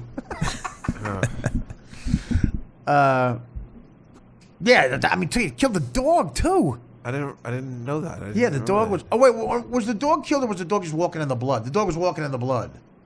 I don't know. I don't remember. The dog walked in the blood and all over OJ's car, and they acquitted him. The dog wrote OJ's name on the car. Your name was written in her blood on the car. Yeah, but that glove didn't fit, Mr. Cochran. Okay. DePaulo's joke about how defense attorneys just have to create reasonable doubt in one of the jurors' minds. Because you got 4 guys from Harvard that gets a maid for the Red Roof Inn. What an easy job. Why would anybody want to be a prosecutor? The defense attorney just has to fucking get reasonable doubt in one of their minds. The other guy's got to get all of them to say, But guilty. nothing gets prosecuted that isn't a nailed shut case. Right. Anyway, everything gets pled away. It would have to be. Yeah. Why? I mean, why would you waste the time? Yeah, they load you up with charges, and they get you to plead down to one simple thing. Right. All F. God knows what they paid F. Lee Bailey. All F. Lee Bailey's, his whole purpose was to get Mark Furman to admit he said the N-word. That's all he had to do. Right. Had nothing to do with the case. Right. And once he did, they said, well, he could have planted the glove because he was a racist. Well, that's like Alan Dershowitz. Alan Dershowitz would just attack the victim and just brutalize the victim. Right. To where the victim says, "I'm out." He comes over as this nice guy on these talk shows, man. He was, if you read transcripts of his trial, He's he's being like charged vicious. now with statutory rape. By Dershowitz is? Yeah, he Dershowitz was. is by Yeah. one of the women. Really? Yeah. Yeah, he defended some rich guy from Florida. Right. And that guy was accused of bringing young girls into the plane and giving them to his rich friend. No shit. Yeah, so now Dershowitz is jammed up. That girl saying that she was lent out not only to this guy's friend, but Dershowitz was one of them. Yeah. Wow. It seems like he would know better. Like, Well, I think when you have that much money just and that go much for it. fame, the problem is that you don't know better because your Yeah. life is, you're not living in the real world. well, that's the thing. But Dershowitz always said, he goes, I have the mind where I could live in the real world because he'll defend himself. I saw him at the Noam had him at the Comedy Cellar at the Village Yeah. Underground. Dershowitz? about a Oh, month that's ago, right. 2 months They ago. invited me to that. Oh, it was very He entertaining. goes, you want to come debate Alan Dershowitz on Yeah. what? Did she Dershowitz go and crazy Lang. against that other guy What again? was it? It was It was a thing about the Iran deal, right? Yeah, The yeah, the debating Iraq- the finer points of Okay, the no, wrong I'll be deal. over there, yeah. I mean, All right, no we got offense, Dershowitz. Can we they nail down invited Lang? you. Well, Alan, let me tell you what, you're a dick. It was exciting seeing him go live and remember he started getting angry at that one dude on the other side of the table? Did I you don't know go? who it You was. went? Yeah. Just guys go, So can you did do a Dershowitz- Honeymooners episode? I'm sorry. I actually went I like because it. I love Reversal of No, Fortune. it's interesting. No, it is. I was hoping it was going to be the guy that played him. That's an amazing movie. Yeah. So you watched Dershowitz debate who? I don't remember who the guy was. Ryan, do you remember who? And they it was debated a the panel- Iran- It was No, there was a panel. Ralphie May. No, it was a panel of like intellects. And was three stuff, Wigger and there was comedians. another professor at the end of the table who had the other idea, I guess, of what the Iraq deal means, and he just started. First going, of all- produce the papers, produce the email. First of all, this produce is them. fucking these sailors that got kidnapped. It's clear.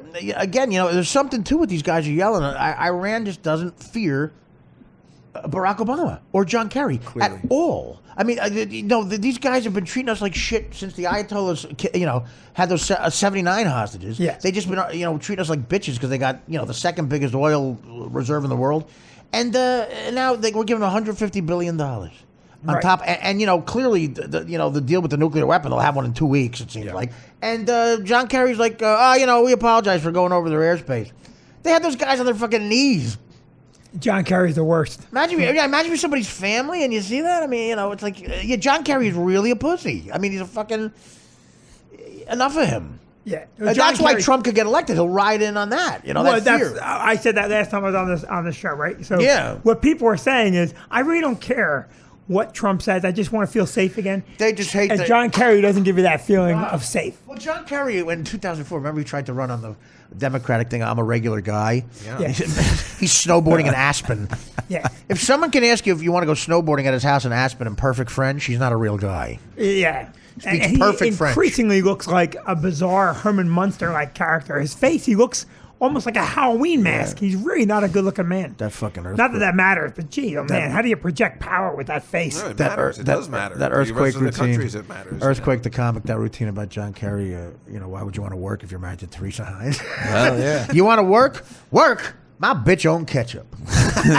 My bitch own ketchup is my single favorite punchline in the history of comedy. When he said that, I had to pause and I laughed for 5 days. My bitch own ketchup. Every time they go to French fries, ketchup. Is there a French's Harris I can meet, maybe? Punch. They cut it to 2% of the market. No, but that's why it's so funny. His bitch does own ketchup. That's an accurate statement. Yeah. But a lot of mustard. My bitch own ketchup. Well, I think at that time they were changing ketchup to purple and green and different colors. Which They were? Yeah. Prince put out didn't work ketchup. though. Yeah. Purple ketchup. It was Heinz, and they just Heinz, put out different color. What kids. asshole brings that up in the fucking board meeting? Who brought that up? Well, I can say that guy's fired now. For the first year, we broke even. John Kerry's nephew. Ketchup like Skittles. John, was that your asshole nephew? Well, he's in marketing at Harvard, and Why not purple? hey, Dad. Hey, Uncle John, can I speak at the board meeting? I got a great idea. It was that younger Manning's idea. Me and Cooper Manning were talking. Yeah, we were throwing the ball around the backyard.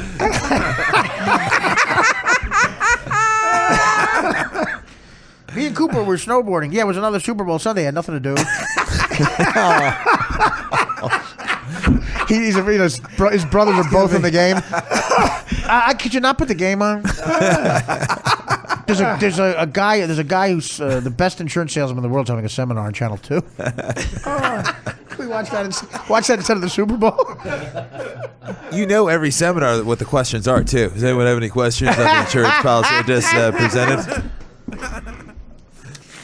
Yeah. Any questions? Where's your brothers?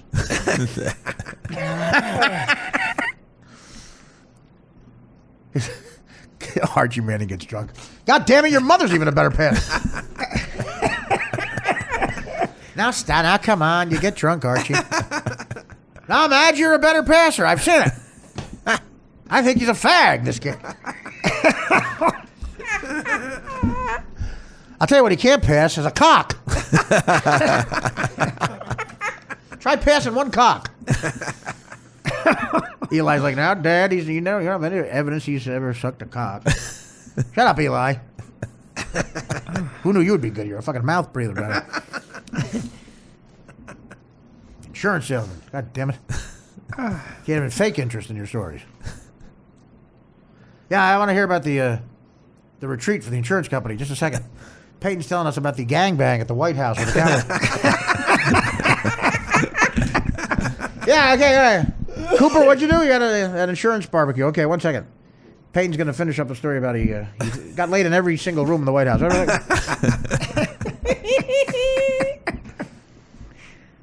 Michelle Obama gave Eli a hand job. Did you hear that? Yeah, because they won the Super Bowl. I'd ask the other brothers to pass the gravy, but their rings scratched the ring scratched your mother's china. You're defiling the nicest family in football. Well, that's why I'm doing it. Because I come from a shit family. Hey, Cooper, can you get a ring? Can you get married or something? I have an idea for Skittles flavored ketchup. I'm talking to Danny Kerry later on the phone. You'll see. We're going to make a mark. Wait till you see the best commercial on the next Super Bowl is purple ketchup. Sure, Peyton won the game, but purple ketchup was the second favorite on USA Today.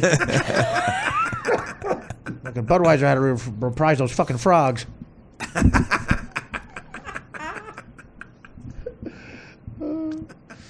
Cooper, we named you wrong. We had the O and the ER right.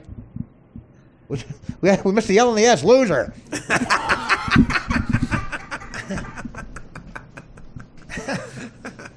He's just an asshole drunk. You still dating that black chick? That all you can get? Your brothers get white pussy. Now, Archie, come on. Every year with the white pussy. You didn't get a ring, did you? You just. You know what happens when you bring that up? No, I provoked him. I shouldn't bring him up. He's very sensitive about never winning. Got two black guys. Peyton's like, did you say that twice? I did. I had a sherry and too many. One sherry too many. That's a sitcom right there. Cooper Manning. He's Peyton. He's Eli. He's Cooper. Wah, wah, wah. What's Cooper doing today? Oh, God, that's hilarious. Actually, no, he was a receiver, actually, and he was supposed to be the best player of the three of them, and he got injured. Is he the oldest or youngest? I think I don't know. Dan, is Cooper? I guess we could Google that. I forget nowadays. I forget nowadays. Every answer is available to you. He's the oldest. Yeah. Did he go to college? Did he go to college? He probably did, right? I think he maybe even played early in college. He did. And then they said if you keep playing, you're going to be Mississippi. Oh. He went to Miss. Yeah, he did. Yeah. With his brother. That's not the only family. Where his father went. The Gronkowskis have the same thing, right? The Gronkowski They tight end. Yeah. That family produced a bunch of. Oh, did you ever listen to those football brothers? players. Those brothers, they are retarded. Are they? It's so funny. Three of the brothers, they tell stories about. We used to do crossies. What's crossies? We would cross each other's piss. Oh, jeez. One guy was pissing. They would piss across. And who are the other guys? Or what teams are they on? Or No. I just think college? one played maybe short career. The other one didn't make it. There's always one kid in the family that rises to the top. Yeah. Right. Well, And the then the other Mannings ones have two. Yeah, the others look bad. So crazy, yeah. That's hard, bad man. for that kid. Dad, look, 2.5. Yeah, exactly. The third one broke. How about that stupid acting career you tried, Cooper? Remember that? First audition, gone. Now, Dad, Cooper. Now, how did Peyton end up at Tennessee if they all went to Miss? I think he's trying to be different. He's the difference. Like the That's a big deal. I'm the difference. I think about it every day that he was almost, if he had not stayed in school, all the other kids leave, he stayed in school so he didn't have to go to the Jets. Still makes me angry to this day. Of course, if he was on the Jets, he wouldn't have become Peyton Manning. The Jets somehow would have ruined him, even though he was playing for Parcells. Somehow it still wouldn't have worked out. He would. I'm a true Jets fan. With the second pick, the Jets take Cooper Manning.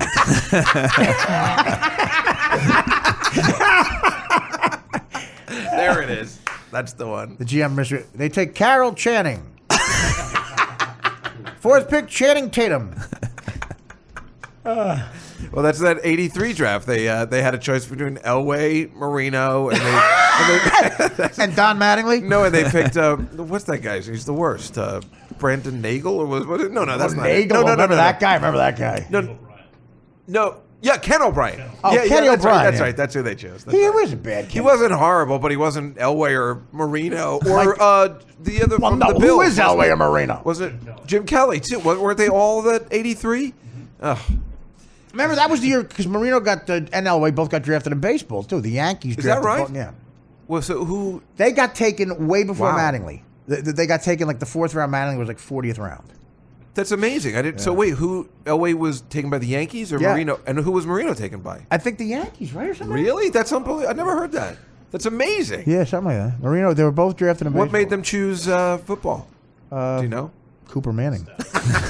Cooper was taken by Affleck. They were bad. It was like Elway was like one of those guys, center field, like a 280 hitter. It wasn't a guarantee. Like he was like such a stud with football. Wow. Remember that draft? He went to the Colts. He didn't want to play in Baltimore. Remember he was such a dick. He's like, I don't want to go to Baltimore. No, I didn't. And he held out. Right. Just like And he did for stopped. the He Jets. wasn't in the league for a while, and then Denver ended up taking him. The Royals actually drafted Marino. Oh, they did. Okay. Wow, that's Yeah. amazing. I didn't know. Fourth They just round. drafted him as a hitter or as a pitcher. Pitcher. Oh, but Elway was not a pitcher. It's kind of weird to be. No, a Elway was like a center fielder or something. Oh, that's so crazy. Yeah. Yeah, that makes sense. He had a cannon. But right, I figured being No, he drafted did, as a yeah, pitcher, yeah. but Winfield was drafted by 3 pro teams, right? Winfield was drafted in 3 Basketball, sports. football, the Vikings, all Minnesota teams. Yeah. wow. Vikings, Twins, yeah. And who's the guy that was was that Bo? Who Jackson? played for both. Oh, he yeah. did both. Bo Bo knows. Jackson. He did. Was that the? You don't remember Bo Jackson's No, name? I do. I'm trying. No, Michael Jordan. Man, I was gonna say, what, you don't remember Bo Bo Jackson's name? Jackson You go, played- Bo Jackson. You don't remember that? no, I do. played but both I'm for- trying to think of who was the Two guy guys that ever. was recently. It's him or that just Deion played- Deion Sanders. Deion Sanders. And he played for the Deion Reds. Sanders. That's right. You don't Right, remember right. Deion Marge Sanders? Schott. No, of course I do. But that's what Marge Schott would always. Right. It's like, she was always. Oh, I think it was Billy West when I hear Billy West is what I'm thinking of. You're taking off for St. Patrick's Day. It's our day. But it's not a national. I don't give a shit. The niggas get off for Martin Luther King Day, and the guineas get off for Columbus Day. You're taking off St. Patrick's Day. It's our day. Now get me a scotch. The shit they had her on tape. She Oh, made I Don know. Sterling sound like Mother Teresa. Remember she had. I mean, remember the Reds that scandal? Oh her? yeah.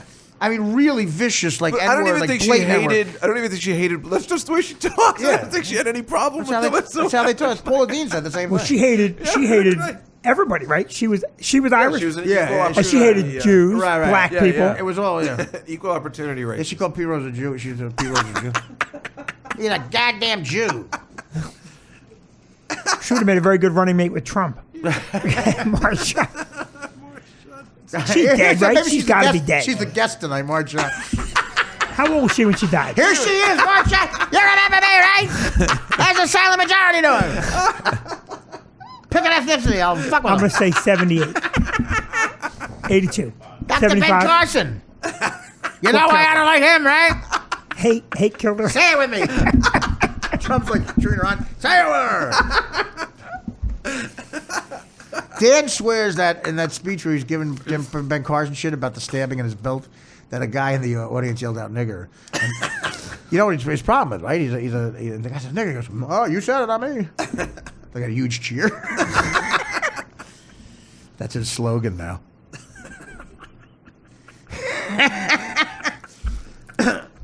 There's another comedian. I guess I can't say his name, but I wish I could. Tony Wood. Can you write it down? White guy. I'll write it down. White guy. He said it. He goes, "Hey man, I figured out a bumper sticker that pisses off everybody in the world." I go, "What?" He goes, "I love niggers." Is it Bob Gollum? And I go, "Yeah." He goes, "You think about it." He goes, white people, black people hate it because the word niggers in it, because they hate that. And he goes, and then the white racists hate it because you love them. And I said, "Yeah, I don't have an argument for that." By the way, he said that in a room full of ABC executives. I think you guess it. Oh, wow. When was that? When? Yeah. 1999. Sarah does a bit like that. Yeah, no, Sarah definitely lifted that room.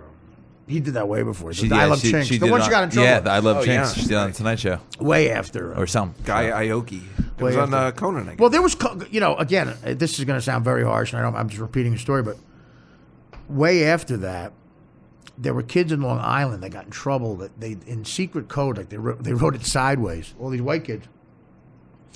It said in the yearbook that got printed, "Kill all niggers." That's what it said. So the father and the kid who was in charge of writing the N-word, this was his story. He goes, "Listen, it's not my fault. The first kid was supposed to write love."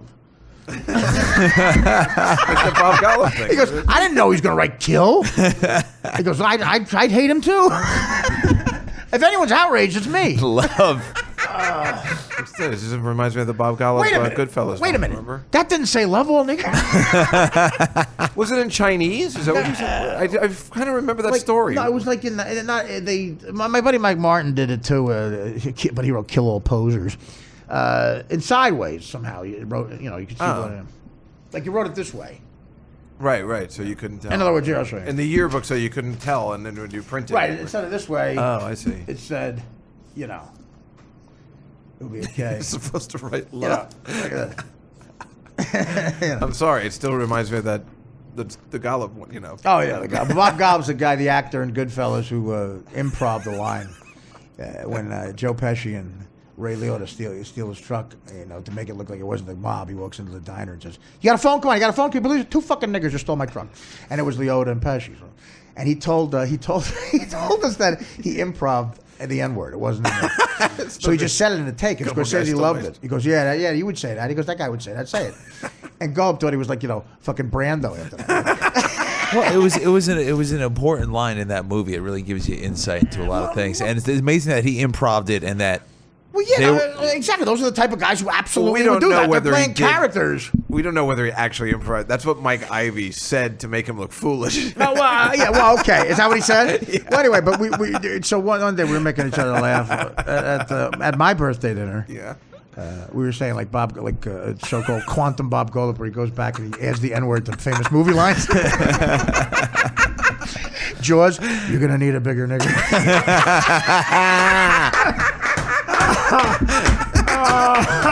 Frankly, nigger, I don't give a damn. George Cukor goes, I like that. Leave it. We'll do it both ways.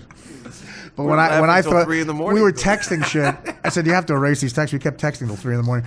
I said when I thought of the Roy Scheider thing, I said, oh my god, because it rhymes. It's too perfect. And to get a new phone.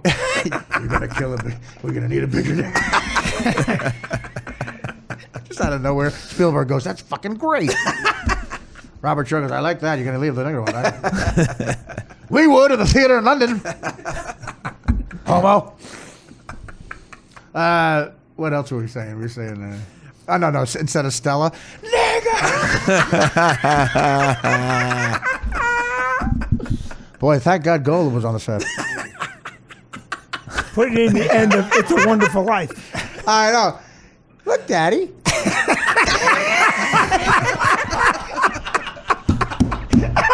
Every time a bell rings, a nigger gets. Oh, that's terrible.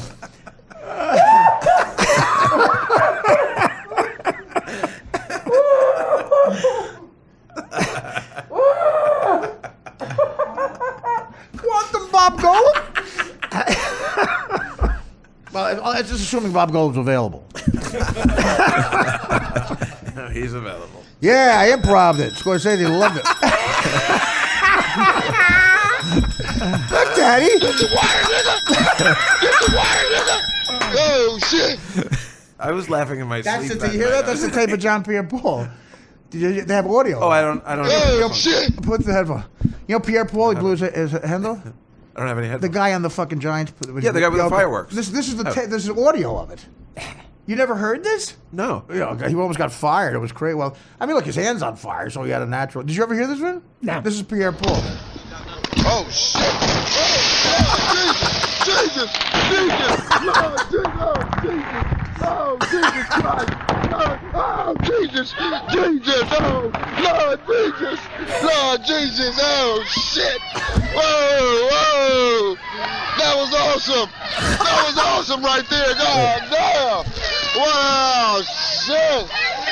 Oh, shit. Oh, Lord Jesus. Oh, Jesus. Get the water, nigga. Jesus Christ. Lord have mercy. Get the water, nigga. It's going down. Oh, the motherfucking bootleg fireworks shit. Oh, shit. Oh, shit. Oh, I have never heard never that heard that? before. That's fantastic. you know we did. We put it in. We put it in the Hindenburg. That's one of the worst catastrophes. Get the water. Oh, You have my the Hindenburg. The rain Somebody's again. fingers The were rain being had. chopped Yeah, off listen at the to exact this. moment. This is Thank you. It's starting to rain again. The rain had slacked up a little bit. Money on the mouth, The right? back motors of the ship are just holding it just enough to keep it from. It burst into flames. Get it started. Get it started. It's right, and it's crashing. It's crashing terrible. Oh my! Get out of the way, please. It's burning, bursting into flames, and it's falling on the mooring fast, and all the folks between it. This is terrible. This is one of the worst catastrophes in the world. Oh, Lord Jesus. over 500 feet into the sky. It's a terrific crash, ladies and gentlemen. It's smoke and it's flames now. And it's... Oh, Lord Jesus. Oh, Jesus. all the humanity and all the fantasy. I can't talk to people. They're out there. Get the water, nigga. Get the water, nigga. I can't talk, ladies and gentlemen. Motherfucking Honestly, this leg down massive smoking wreckage. And everybody can't hardly breathe. Talking, screaming. Lady, I'm Get the water, nigga. honestly, I can hardly breathe. It's an excellent suggestion. No one else thought of it. What time is it? We got to call Shawn O'Hara of the Giants. Sure, don't want to be involved. What's it? 4:50. I know, but what time is it now? 4:50. Okay, let's take a break. Before I tell you, I got to get into non-racist Get mode. the water, nigger. Back after this. Oh my God. I have never heard that before. I don't know how I could have Goddamn. possibly. Oh, it's not. Oh shit! Oh, I totally bought it. Shawn, Yo, it's Artie. Artie, how you doing, man? Yeah, I'm having an enormous chocolate chip cookie. That sounds delicious right about now.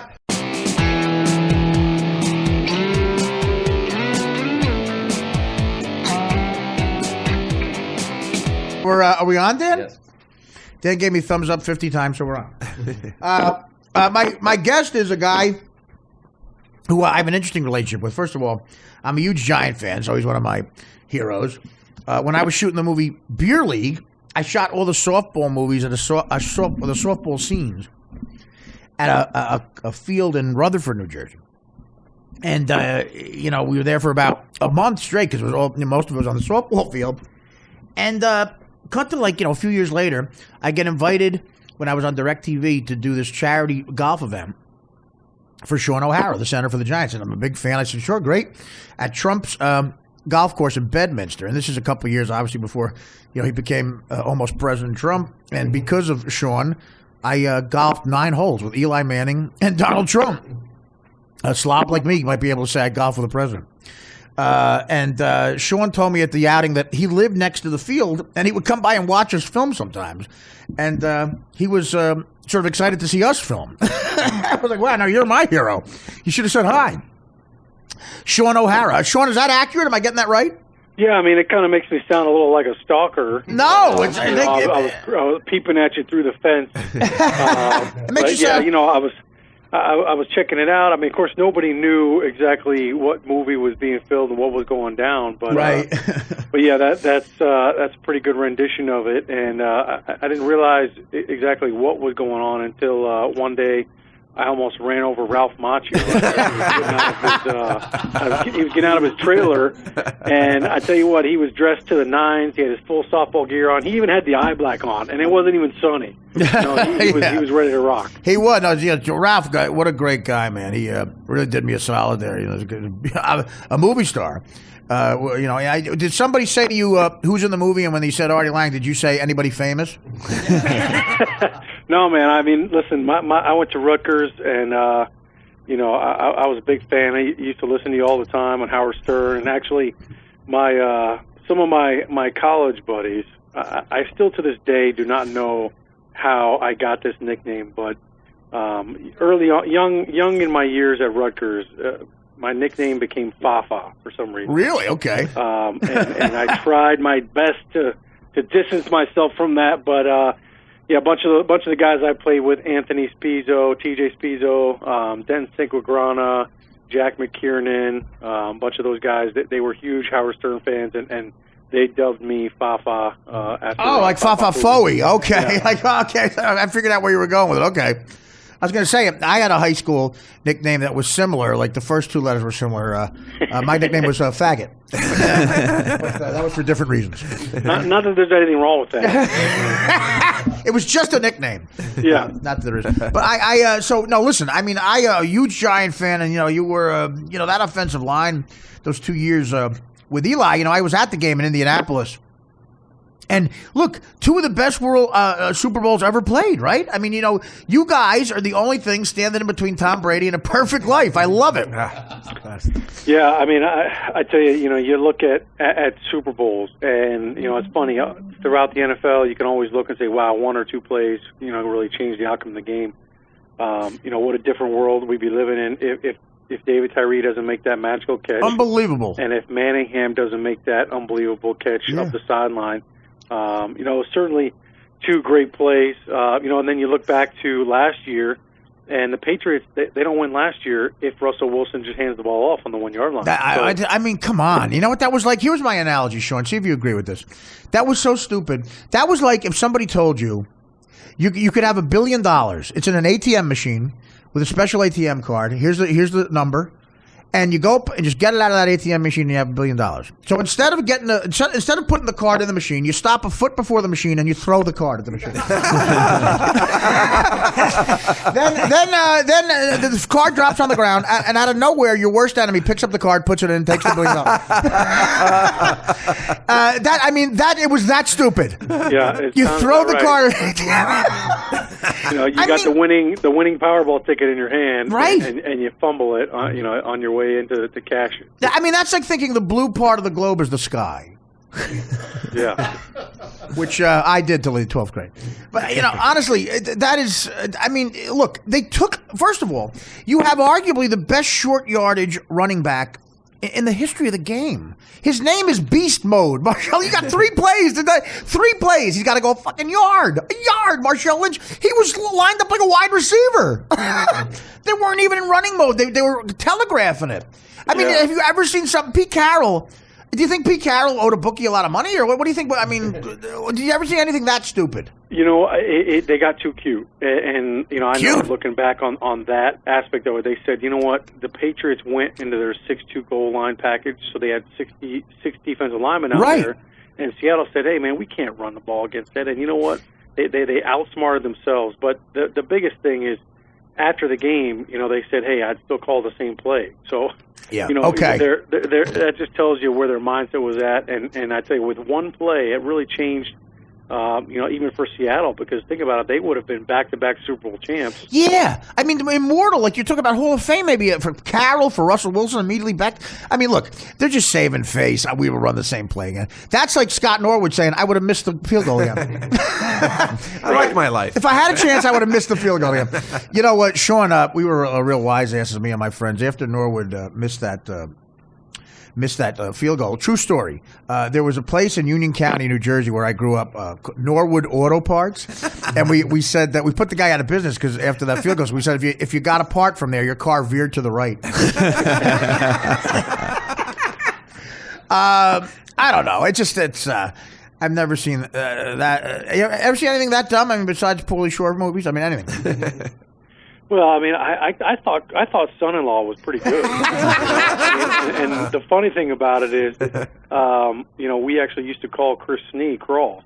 Oh, really? You know, he's Coach Coughlin's son-in-law. Yeah. So that was kind of our little nickname. Whenever we would see him and want to make fun of him, and whenever Tom was in the room, we would call him Crawl, because we knew Coach Coughlin never saw. He didn't even know who Pauly Shore was.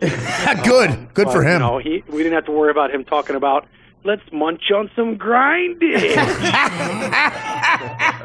Now listen, I mean, you bring up Tyree, but football and pensions and retirement are not kind. Tyree made the greatest catch in the history of the NFL, and I just bought a Ford Taurus off of him. And he made me get the mats because he got an extra commission. A guy like Tyree, do you guys, pass the hat around and make sure that guy doesn't go home or something? I mean, because that one catch, he wasn't. That's an example of a guy. He wasn't good enough to be an NFL player on long-term basis, right? But he made the greatest catch. Without him, you don't win that game. You know, for David Tyree, it was a great story for him and for his journey, because, you know, he really wasn't on the team to be a receiver. He was our special teams captain. He actually made the Pro Bowl, you know, if not that year, I think the year after. And special teams. But even that special teams captain makes you sound like a retarded retarded guy who runs a boat. Yeah. Well, he was a great story for us, because he really wasn't supposed to, you know, be out there, and you know, obviously the legend with that week, he had about 6 drop passes in practice that Friday. Wow. You know, and the defense was kind of making fun of him. You know, we got a joke when you drop the ball, you know, beat him up ball, and so everybody was getting on him, and Eli kind of said, "Hey, don't worry, I know you're a gamer," and sure enough, he was. But he was, man. You're right. It was a huge moment, and really for David Tyree, it was such a great moment, and really an apex to the season, because earlier on that year, he had lost his mom, and it was like we found out the night before the game that she had passed away. So it was really just a great moment for him, and he almost, you know, didn't last in the NFL. He got in trouble early on in his career, was able to turn his life around. But now David Tyree, to come full circle, he's actually the director of player engagement for the Giants. So he's mentoring some of the young players, and he's still involved in the franchise. And I think the Giants looked at it too, like, hey, you know what, this guy is a star. You know, within the building, you know, we wouldn't have a trophy if it wasn't for him. So they've done a great job of bringing him back. Yeah, I mean, you know, you mentioned, I don't know how much of a basketball fan you are, but you know that rumor about Delonte West and LeBron James, where Delonte West supposedly fucked LeBron James' mother when they were teammates on the Cavaliers? Did you ever hear that? I didn't hear that rumor. Oh, my God. You got to Google it. It's unbelievable. My question is, would you rather have your mother pass away or have Delonte West? Well, it's kind of the same thing. Either way, you're never talking to her again.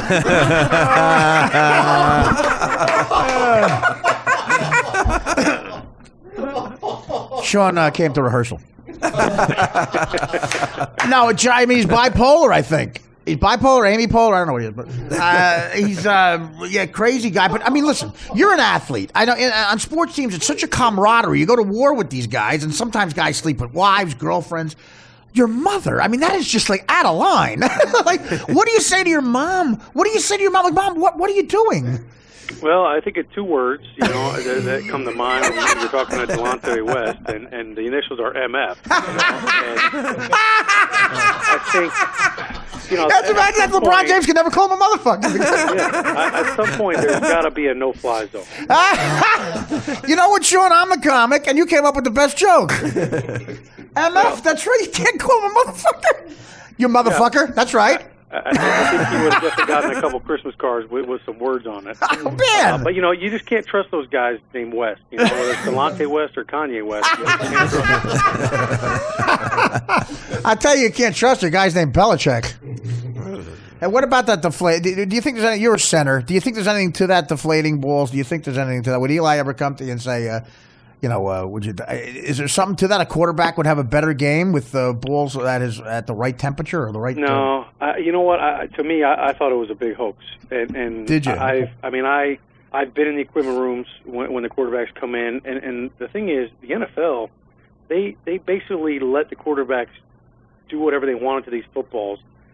Within reason, because they all had different personalities. Some guys like, a more inflated ball because they feel like they can grip it better. Some guys like the ball beat up. Some guys, want that leather scrubbed off and really rough so they can really get a good grip. But these quarterbacks are allowed to bring their own footballs, and so when I would look at the PSI in that aspect of it, there is no way Tom Brady told anybody, "Hey, let some air out of those balls." No way. So no way he did that. No way he did that. Really? You know what? Here's something interesting. For 12 years, I drove a Hummer H2. Right. And I put 143,000 miles on that truck. And I finally traded it in. I got a brand new Escalade. And nice. I tell you, this thing, it's like driving a spaceship. It's got bells and whistles. It tells you, if you pass gas, it lets you know there's a window up. Well, look, everybody in Puff Daddy's entourage can't be an idiot. Yeah. So every time I get in that car, it shows me the pressure in all four tires, the air pressure. Oh, really? Okay. Now, when it's cold out, if I park my car out and it's below 32 degrees, I get in my car and it says the PSI on my tires is 33 PSI. Right. And then as I drive, within 30 to 40 minutes of driving that car, the PSI at all four of my tires has risen 3 or 4 PSI. Oh, my God. So when you look at that gas law, and then I look and I say, okay, so these tires, I didn't put any air in it, but just through driving and just through the wear of that football, it raised the pressure level in there because it warmed it up. Okay, so if you think about footballs, and Tom Brady went on record in that report, and he said that week they changed up the way that they prep the footballs because there's a film on the football you have to get rid of in order to actually throw it in the game because it gets slippery. So they rushed. They got all brand new footballs on a Friday, and it usually takes them 4 or 5 days to prep those footballs before a game, so they start on Tuesday. But something happened with the process. They had to start it all over on a Friday, so they were rushing it.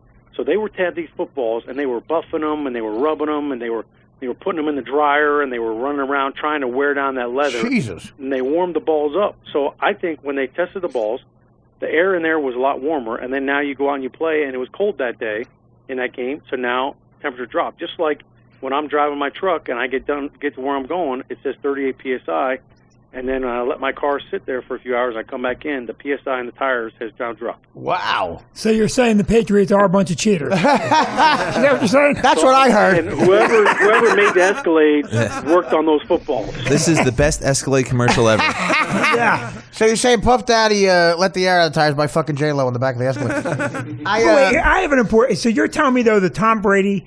The guy that handles that ball more than anybody, he wouldn't have felt that during that game. Also, it's Tom Brady, too. It's like, I mean, the guy's perfect in every way. You're telling me he doesn't know the pressure of that ball? I mean, I'd fuck him. I guarantee you he knows exactly how he likes his football. Sure. And that's why the whole point with it is he told the guys, hey, look, this ball is too hard. And I've seen quarterbacks go through them. They give them 25 footballs. And they take one of them and they say, yes, I like it. No, I don't. And they'll say, this one's too hard. So they throw it to him. This one, I like it. But I don't think that quarterbacks know, you know what, this one has too much air in it. They just know, you know what, it's too firm.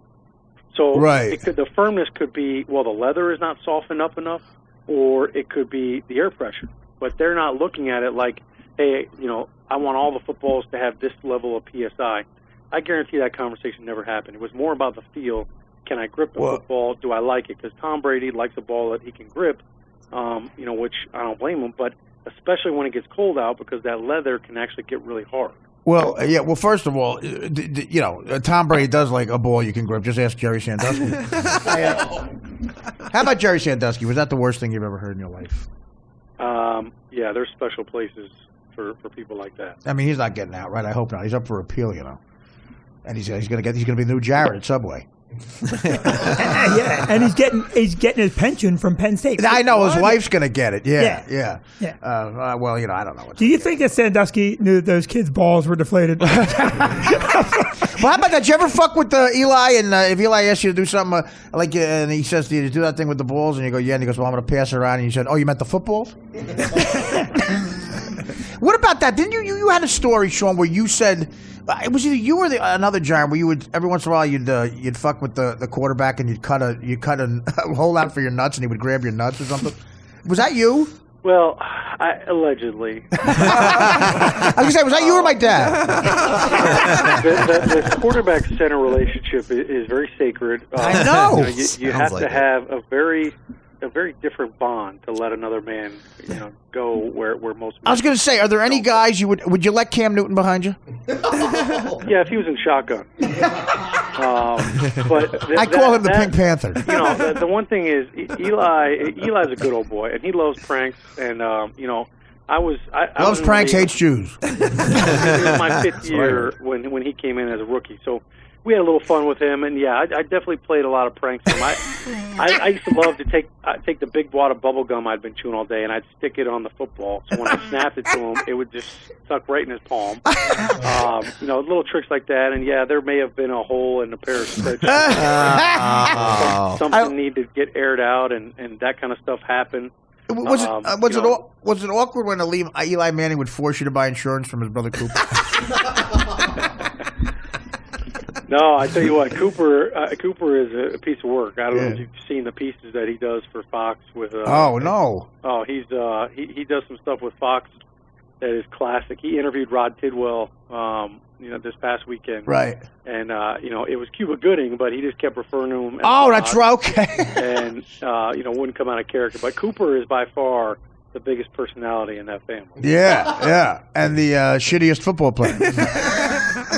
Do you think it's hard for him? I mean, you're a guy, you're successful. I mean, every young man's dream, it's like you lived it, man. You're a football player, Super Bowl rings. Cooper's in the Manning family. Two brothers not only made the pros, they're like quarterbacks with Super Bowl rings, and he's selling insurance. Do you think there's a hard Thanksgiving for him? I mean, would you be able to deal with something like that? A competitive guy like you? Well, I tell you what, I think that Peyton and Eli both have a harder Thanksgiving meal and Christmas meal. Not that they get together because it's during the season, but when they get together for a family meal, because all these dumb commercials that you see Peyton and Eli doing, right? Cooper's just at home writing material. Did you see the Eli bad comedian one? Right. I know. Yeah. That was awful. It was bad. Yeah. And then Peyton with all this chicken parm, you taste so good. I mean, it's like a slam dunk for Cooper. He's like, you guys are making it too easy on me. That is true. At one point they were rappers. The football on your phone commercial. Oh, that was terrible. You're right. I mean, those two, they're laying it up for him on a silver platter. Do you think they do that on purpose? They make bad commercials on purpose to give Cooper something? No, I think they do it because they get paid. Yeah, well, yeah, a lot of money. Is there any disparity there? Do you get resentful in the clubhouse that some of the players make more money with endorsements than you do because the quarterback? Do you ever get mad about that? No, I don't think we ever got mad. I mean, even the black player. The quarterbacks they get a lot of the blame when you lose. They get a lot of the spoils when you win. But I tell you what, Eli's always been great about it. Tom Brady was great. I'm good friends with Dan Copen, and he told me the story one time about American Express approached Brady and said, I want to do a commercial with you. And he said, hey, I'd love for my old lineman to get in the commercial. And they were like, nah, we don't want some chubby guys eating all the food. So, and he said, no, listen, I want my old lineman to be in the commercial. And they said, well, we can't pay him. And he said, you know what? Pay them from the money you were going to pay me. And so he took less money, that's guys cool. in there. And you might remember it was that 5 levels of security. And one of the O-linemen was like, hey, I wanted to be identity theft. You know, it was a great commercial. Wow. They had the O-lineman in on it. So quarterbacks always do a good job. Eli was always great. Great. He was great at giving gifts to his offensive lineman, always taking care of us. Well, I mean, that's taking us out at dinner. That's really nice to be a tax write-off for Eli Manning. Hey, first of all, you're like the nicest guy in the world, Sean. You got the charity you run, and the fact that you invite a slob like me. It's at Trump's golf tournament in Bedminster, and it's like I walk up and I am like, I look like a plumber that won a golf with the Giants contest. Everybody's in their golf mode, and you got me. You let me get the chance to golf with Eli Manning and Donald Trump, and I saw a future president a couple of years ago. You clearly have a good relationship with Trump because it's always at that place. Do you talk to him? Have you talked to him lately?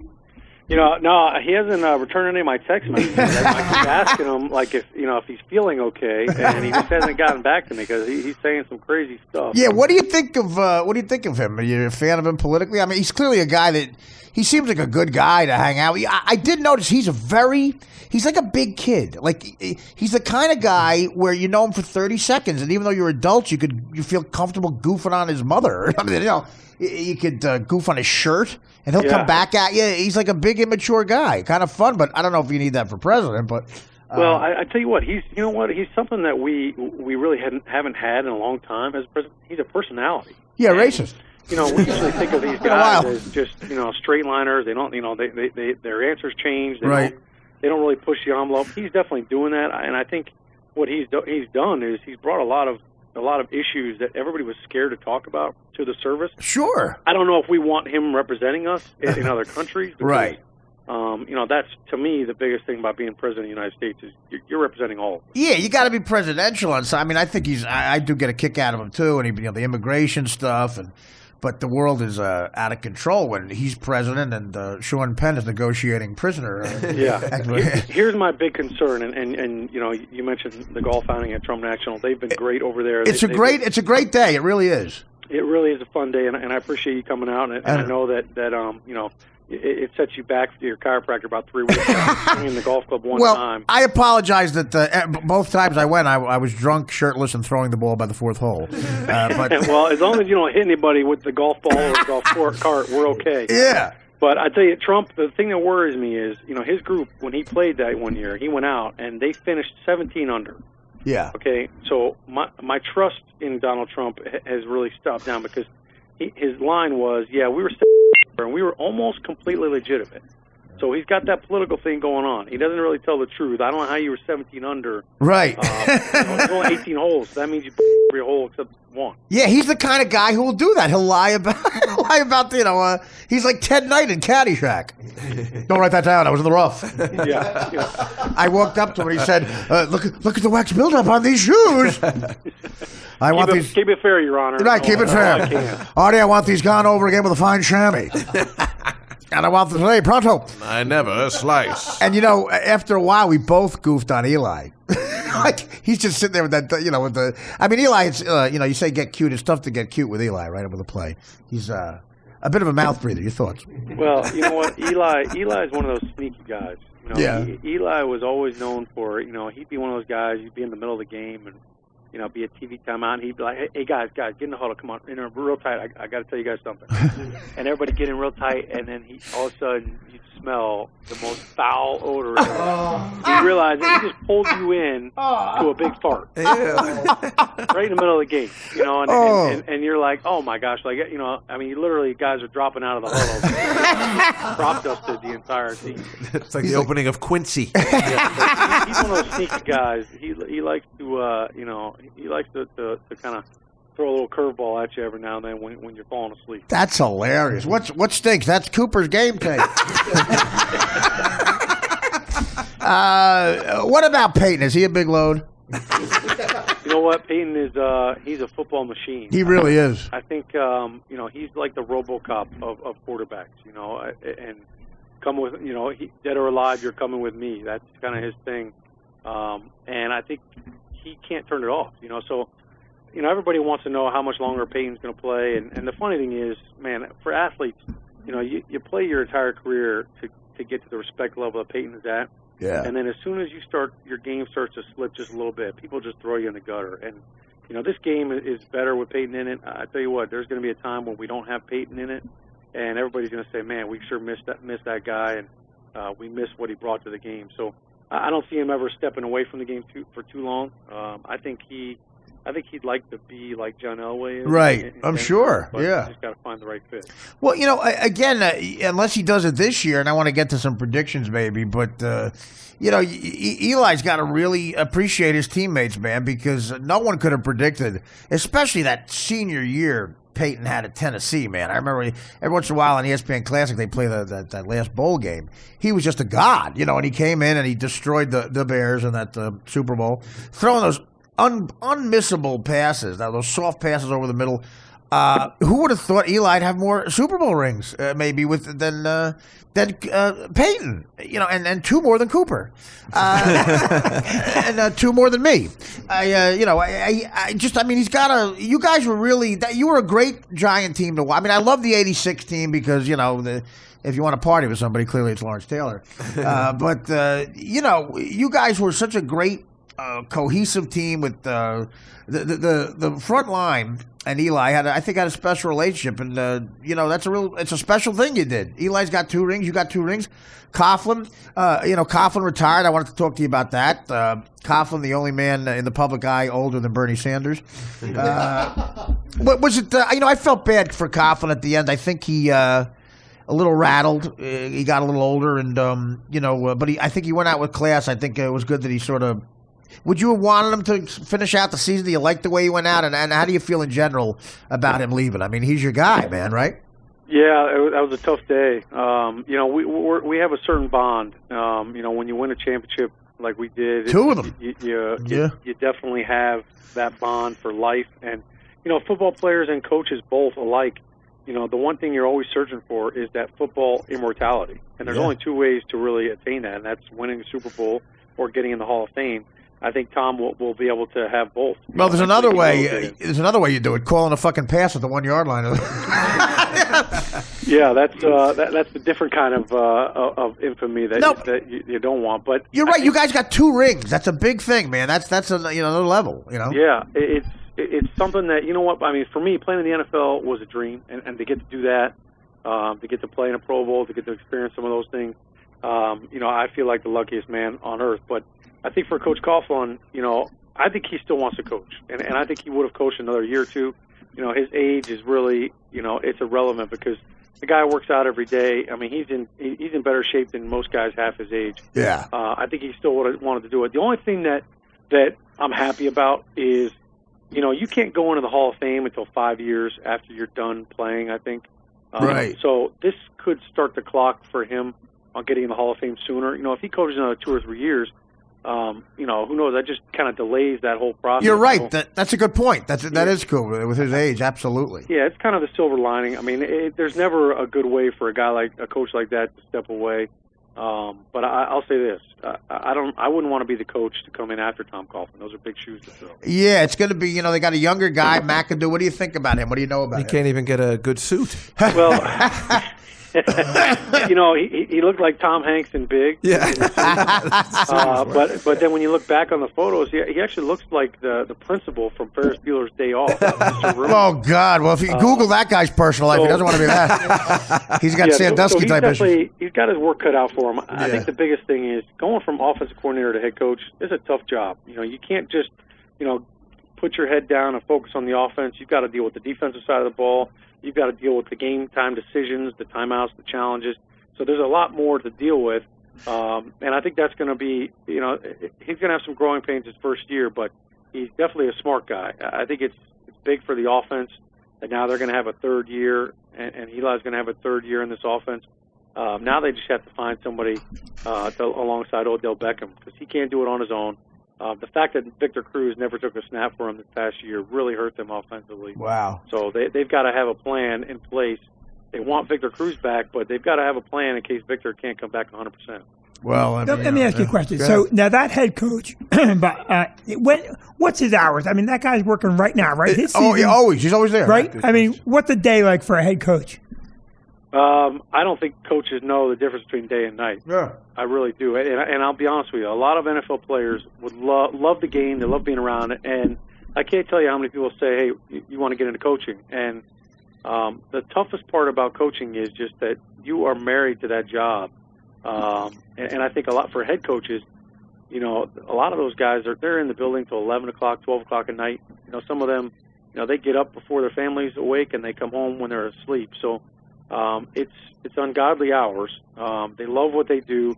The off season, you know, they have a chance to kind of catch up. But during the season, you know, players get the day off on a Tuesday. The coaches have no days off. They're in there every single day, and it's taxing on those coaches. I know they're stressed out. And you know what? Look, coaches get fired every year, whether it's justified or not. Yeah. Were you like me yesterday when you heard one of the Eagles died? Were you hoping it was Ron Jaworski? No, Jaws is great, man. You know, he's great. Well, it was Glenn Fry, but Jaws is great, and you know what? I love you know who's better than Jaws is when Frank Caliendo does his Jaws impersonation. Yeah, and he actually sounds more like Jaws than Jaws does. Yeah, I think Frank, he's more like Jaws too. No, you're right. Hey, listen, I was goofing around. Are you a big Glenn Fry fan? You like the Eagles? What kind of music you like? You know what? I'm a mutt when it comes to music. Yeah, the Eagles. I absolutely listen to them. My older brother really kind of got me into to that genre of music. The Eagles. That's Cooper O'Hara. Yeah, David O'Hara. He was my big brother, but you know, everybody called him my big little brother because I was a little bit bigger than him. But yeah, I mean, Hotel California. That's a legendary song. So when you hear a guy in the Eagles like Riley Cooper threatens to beat up every black guy at a Kenny Chesney concert, does he realize that's maybe one security guard? I mean, country music seems to be big amongst the NFL players who aren't Plaxico Burress. What kind of music do you like? I mean, like as far as you like country music. My point is the culture in the locker room. I heard it clashed a lot with heavy metal and rap and country music, and like in the locker room, what's the like? Do people play music and is like a dueling thing? What goes on in the locker room? Is it like North Dallas 40? Were you more conservative? Is it that crazy? You know, it really is. It's geographically determined. You know, if you're playing for the Kansas City Chiefs, you're probably more liable to have country music. If you're playing for the Houston Texans, yeah, they're probably playing country music. So out here in Jersey, you know, we had a wide range of different music, but we didn't have music per se in the locker room. Guys would have it individually in their stalls with their speakers. So you know, if the DBs would probably be playing their rap and their hip hop. But the biggest fight was in the weight room. Was what music are we going to listen to while we're working out? And it goes by seniority. Oh. So the oldest guy in the weight room was the one that had the say as far as what they wanted to listen to. Now we would kind of have our fun, and we'd have our White Trash Wednesday. We'd throw on the serious big hair band, and every once in a while just to kind of change it up. But I'm kind of a mutt. I lived in Texas when I was younger and moved around and came to Jersey, so I like old school rap. I was big in college with Biggie and Tupac and some of those guys, but I also listen to country music too now, and it's really hard. Country music has kind of changed into pop a little bit, and it's kind of become the popular brand. So it's not like the Oak Ridge Boys that my dad used to listen to. Wait, what's wrong with Flowers on the Wall? Yeah, I was going to say Brothers. I'm sorry. So Tom Coughlin's office, does that have like Al Jolson coming out of it? I don't know. Coach Coughlin, whatever music he's listening to, it's got to be on an 8-track. Yes, we have no bananas. He's probably listening to Three Dog Night or something. I mean, well, it seems like a lot of you guys had a great affection for Coughlin. He seemed like a military guy. So ultimately, definitely the Hall of Fame with him, because a lot of people put him on the fence. 2 rings as a coach. He's got as many as Parcells. You think it's a definite Hall of Fame? Yeah, I think it is. And with the Jaguars too, he took the Jaguars. They were 14-2. I think his second year there, and they were a new franchise. He did some good things with them. I think the other thing is he won a Super Bowl as an assistant coach under Bill Parcells. He was the receivers coach, so he's got 3 rings. But I think when you look at at what he did over his 12 years for the Giants. Yeah, I mean, I think that if he didn't have a Hall of Fame coaching career, then I don't know who did. There it is. What do you need to do? No, you're to right. I get mean, into the Hall of Fame? and I got to ask this: it's controversial. Any truth? Donald Trump. I don't know if you heard today. He claims that Victor Cruz is the illegitimate child of Ted Cruz. No truth to that. I have a very serious football question. Well, that was too. This has been bothering me for years. I want to know what you guys talk about during a TV commercial timeout. That drives me crazy. I was at the stadium. It was 4 degrees out. I'm freezing. The game's stopping every 2 minutes, and you guys don't look like you're talking about the game at all. What are you doing during that time? Well, you know, like the story I told before, either we're trying to get out of Eli's gas cloud, or, you know, it really depends on, you know, number one, what the weather's like. Because when we played Green Bay in the NFC Championship game, you know, it was minus 23 with the wind chill. Yeah. Every single time that Green Bay punted or kicked off and we got the ball, we would be all warmed up on the sideline with our jackets on and the heaters, and then they would say, all right, offense, we got the ball. We'd run out there, and they'd cut to a commercial. So they did it on purpose, and they made us stand out there for 3 or 4 minutes on the field, and because they wanted us to be cold. So during that time, you know, you're huddled together, you're trying to stay warm, but usually, you know, you're talking about, hey, what personnel are they in? As a center, I was always watching what personnel are they in. Do they have their base 3-4 defense in? Are they in their nickel package? Yeah, so you're working. You're working. I'm scheming. You know, every once in a while, maybe somebody will say a joke to kind of keep the mood light. But you're kind of game planning. You're kind of figuring out, all right, what do we have going on this drive, or what should we expect? You know, it depends on where you are in the game too. If it's early on in the game, and you know, guys may just be kind of talking about how they're matching up against you, who's covering you. If it's in the third or fourth quarter, I'll never forget when I played for the Cleveland Browns. We were winning a game, which was surprising for Browns players, but we were beating the Houston Texans in one game, and it was a TV timeout, and we're standing in the huddle, and Barry Stokes, our left guard, tells the trainer, hey there, give me that towel. You know, and you know, usually the towel is to wipe your face. He takes the towel and shoves it down his pants. No. And I'm like, what the hell are you doing? He's like, I got to pee, Shawnee boy. Oh, God. So right there in the huddle, he takes a leak all over this towel and hands the wet towel back to the assistant trainer. Who's got to now carry this towel off to the sideline. That's unbelievable. So we all start cracking up laughing. Well, the Houston Texans, they get pissed at us because they think we're laughing and not taking the game serious. Right. And they think that we're, you know, rubbing their face in it because we were actually winning.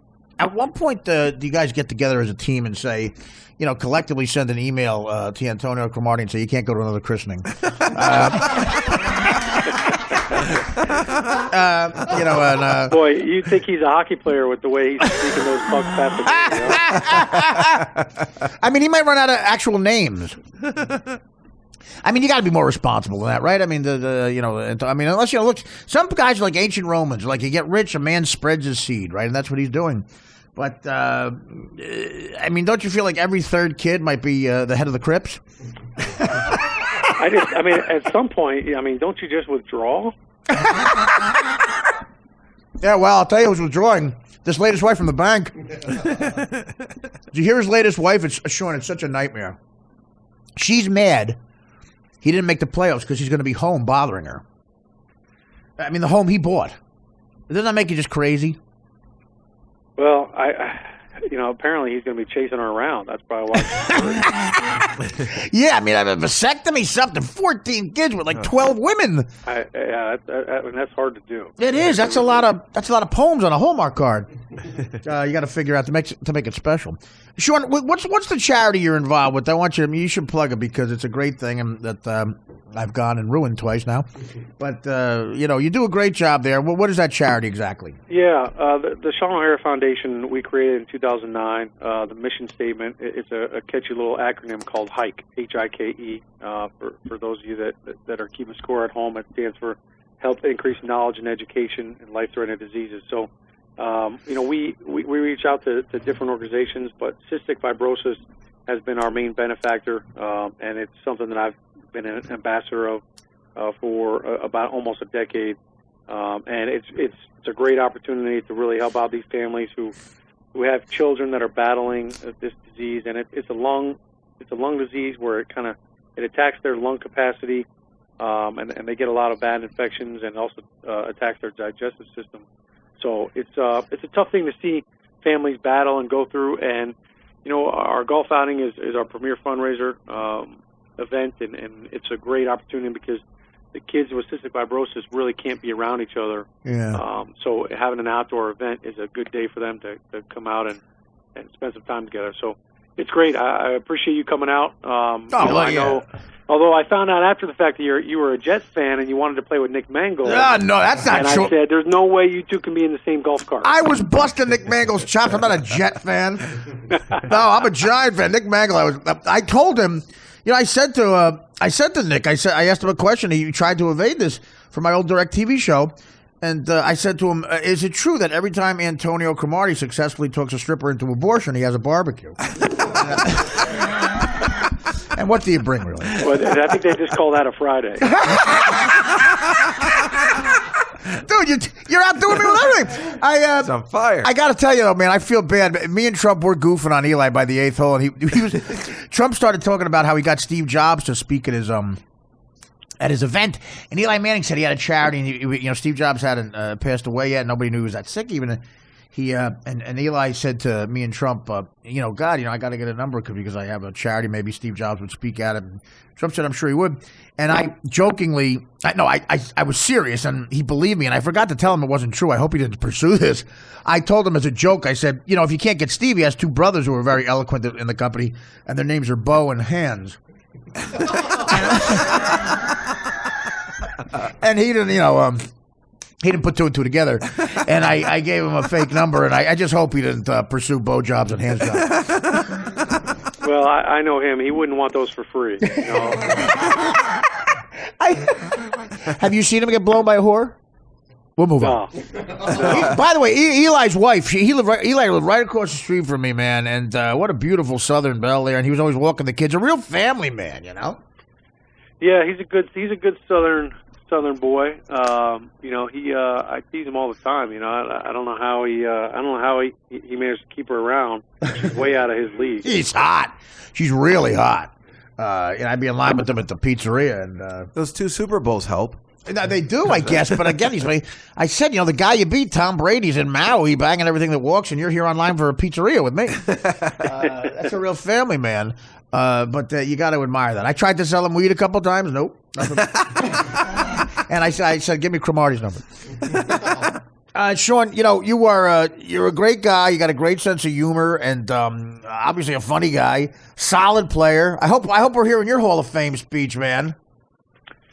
I don't think. I think there'd have to be a lot of fatalities in order for me to get that phone call.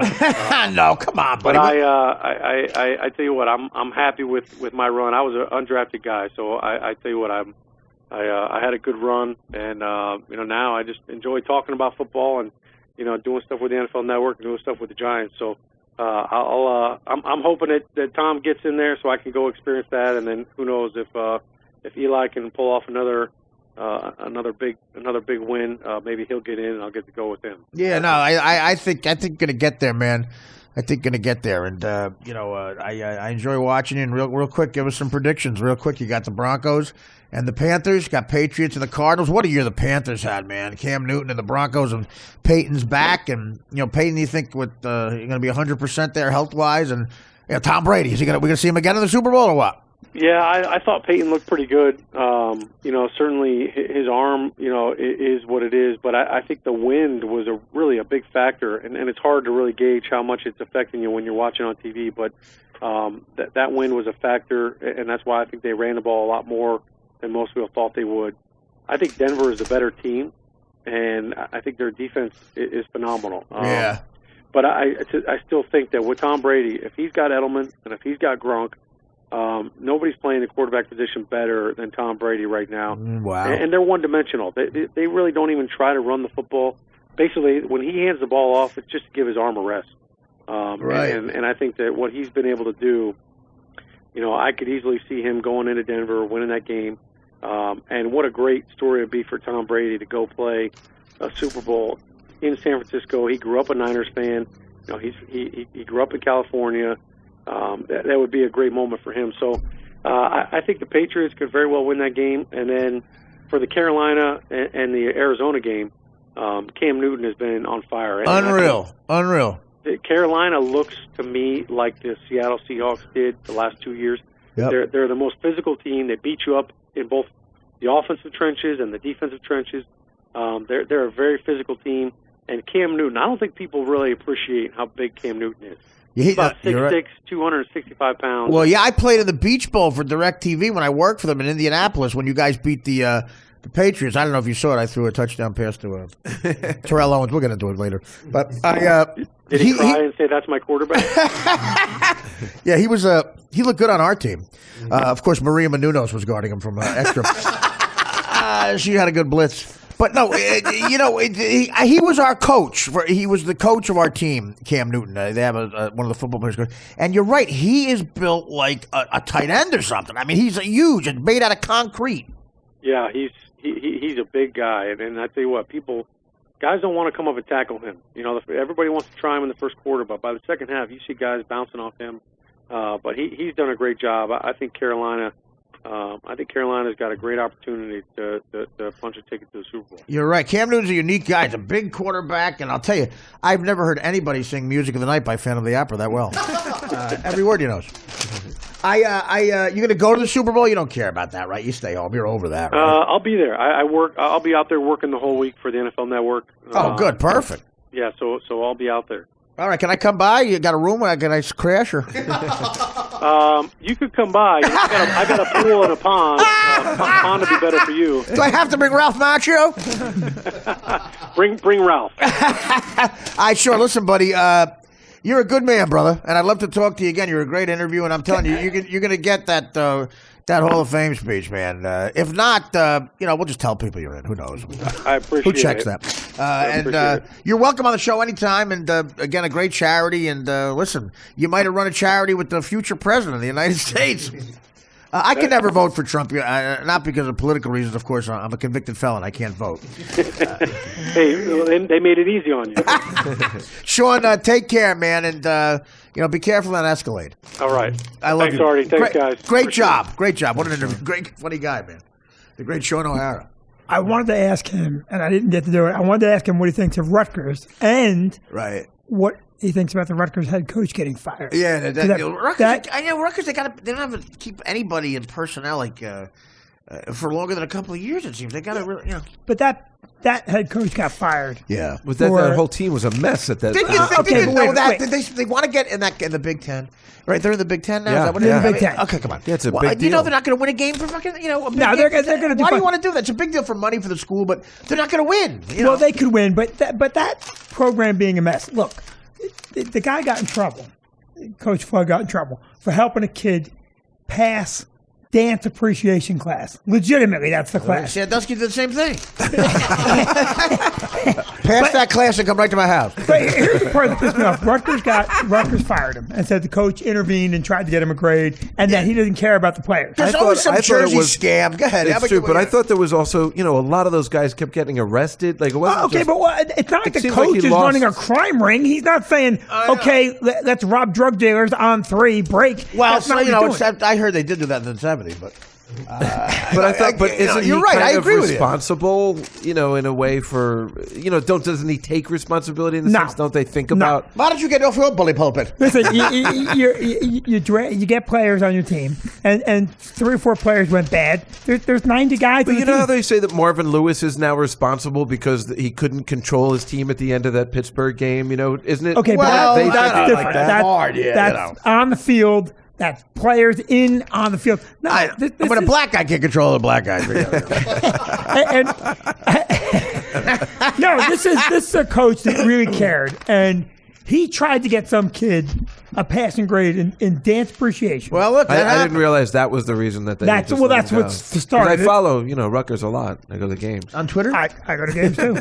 I wanted to ask Shawn. Shawn's a Rutgers alum. Speaking of that, that's a good segue. Of course, Vinny Brandt. Really good comic in his own right, man. I always said, I saw Vinny Brandt do something that's so difficult to do in comedy. I saw him tame 3,000 Miami Stern fans after Gino Bisconti pissed them off. True story. Vinny always says, Artie, you were generous, and I do. You earned your money there. I got to tell you, I don't know. So that day, Gino goes on and makes. And he usually kills, but they don't. Apparently, some women didn't like being called a cunt or whore 3 seconds into the show. I give Gino credit for one thing. He had to do 10 minutes. And he did 10 minutes, and they were booing him for 9.5. And he stayed up there and did his time, and they weren't booing a little bit, Dave. It was 3,000 people booing. I give him credit because he doesn't have credit anywhere else. But he stayed up there like a pro. Yeah, he did. And so when I got done, I had a decent set. I'm walking off stage, and they had also booed Mike Bichetti. Yeah, because Bichetti made a mistake. The first 2 letters of Bichetti are B.O. Can mean a couple of things. I got to tell you, Bichetti bailed quick. That's what he does. Bichetti, when Bichetti's killing, he'll do 11 minutes. When he's not, he'll do 8. He does bail. You're right. And listen, I rarely do this because I had never seen Vin. I knew Vinny very well from the Stress Factor, and he always got laughs when he went on before with the crazy crowds. And I knew he was a comic. But this was rarely would I go and say, okay, because I tell everybody who opened for me, especially back then, I go, guys, listen, I'm not trying to claim I'm some great comic here, but I'm on the Stern Show. If they're screaming my name, it's all right to bail. You get the same money, just bail in 2 minutes. We got to do 15. I'll go out there, and they just want to yell out what happened on the show that day, and I yell Beetlejuice back. I'll yell something back for an hour, and we'll get checks and get the fuck out of here. So I said, I actually stood on the side of the stage in case Vinny had to bail, because that happens. Not only did he not bail, Jesus. He won this crowd back, dug out of a hole, and made my set so much better. Wow. Because, right? Were you nervous? You're like Clint Eastwood, for Christ's sake. I wasn't nervous. Right. I was excited because I'm a big Jackie Gleason fan. We were at the Jackie Gleason Theater, a sold-out Jackie Gleason Theater in South Beach, 3,200 seats, I think. It was great. And you murdered that night too. Well, you set it up, and it's hard to not kill him when you're on the Stern Show. They yell shit out that happened that morning. Yell it back. Artie, you know that. So Artie, I got called late Monday to go down and do it. So I booked a flight, and Artie's paying all the guys in the back. I booked a $2,700 night room in the Satai because it was abroad down there. But you also got every one of us a nice room. We all have beautiful rooms. So Artie's paying. I made $110,000 that night. I broke even. He's in the back writing a check. I'm like, first of all, you should have people doing this for you. But whatever.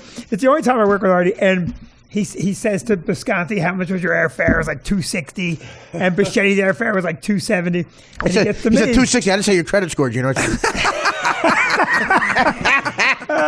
But Artie gets to me. He goes, how much is your airfare? I go, $2,700. And Artie goes, oh, really? I go, yeah, I only fly first class. So Artie goes, oh, all right. I go, Artie, I'm only kidding you. And now I'm in an argument with him. I'm going, Artie, I'm only kidding you. My airfare was $300. No, if it's $27, I'll pay you. It wasn't $27. It's so amazing that was fun. He's done it for me too. I was giving you a check because, Viking dealers don't take cash. I'd free up some cash. That was a great night. And Salpy went back. I had a little after party there. Like I said, there was a hot chick from Miami I was trying to impress, and it was great because she showed up at one of the Miami Heat. But anyway, I want to get a threesome with Tracy McAdoo. That apartment was that place. That was Satai, ridiculous. Yeah. Satai Hotel is one of those hotels in Miami, and again, it's one of those hotels I found out through Howard. Howard said to me, "You go to Miami, stay at the Satai." And if a guy like that gives you a recommendation, okay. And and I was making great money, and I figured I'm bringing a party, and that's what I did back then. I was rolled in with a party, and I got that room. Honestly, in another city, I would not get that big of a room. I was really trying to impress a chick. When you look like John Stamos, that's what you have. When you look like me, you get a $2,700 room. With tell her, give her the key to the mini bar. Go get yourself a $42 Toblerone bar. But it's one of those places with the rain showers, water pressure is great. It's like, and the service is unbelievable. It's like that Asian service, is Asian hotel, Japanese hotel. And the final 4 floors on the top are all condos. And just it was like a condo. I had a wraparound balcony looking at the ocean. It was all glass. And that was we did it first class that weekend. Living like Jackie Gleason. Yeah. So Artie has a party, and of course, he's not saying no to anybody. Everybody's going to this party. And I'm in the kitchen of his hotel room, and I'm out of sorts because I'm like I'm I'm out of sorts. It's not my scene. It wasn't my scene either until you get, we were all, right. Whatever happens, happens. And there's some guy in your kitchen, and he's on the phone. They have 24-hour room service. And the guy's saying on the phone, he's going, "You get me a fucking maid." He's yelling. Oh, God. So I'm next to the guy. I go, hey, who are you? And he looks at me, he goes, "Who the fuck are you?" Oh, God. And I go, "Listen, you can't do that." But I put the fucking bathrooms in this joint. Well, 2 minutes later, some maid showed up dressed in business attire. They show up. Right. There was like the concierge showed up with the name tag and the business suit with towels. Yeah. Who was that guy? That's a good hotel. He was a guy that was backstage, and that was Aziz Ansari.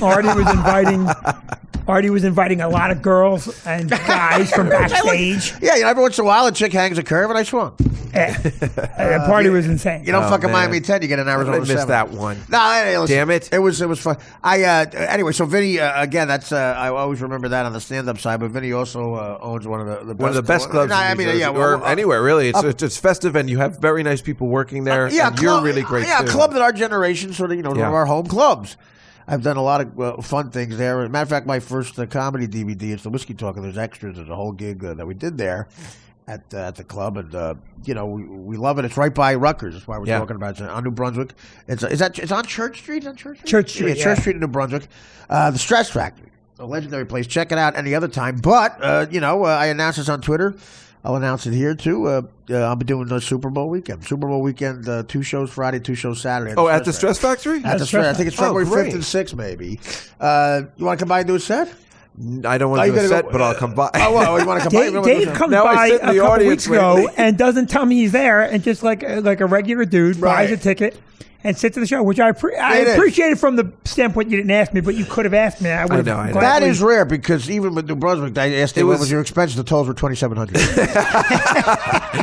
And that's for $7,000 I'll charge you. I was trying to. My niece goes to Rutgers and she's not having a great time. So when Gary Goldman was there, I thought that was a good person for her to see. Oh, yeah, he's very good. But then when Attell was there, I didn't want to sit right in the middle, because then he got mad at me that I was blocking some girl he was talking to, and I'm like, what do you want me to do? And you and Attell have a great relationship. He's like, move over, faggot. Speaking of which, Juskow and I went to Dave Attell's birthday brunch yesterday.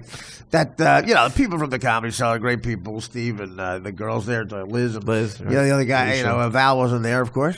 Mackie. But it was. They said, Dave, why don't you come by and invite who you want to invite? And it was me, Juskow, an intimate group at Benihana.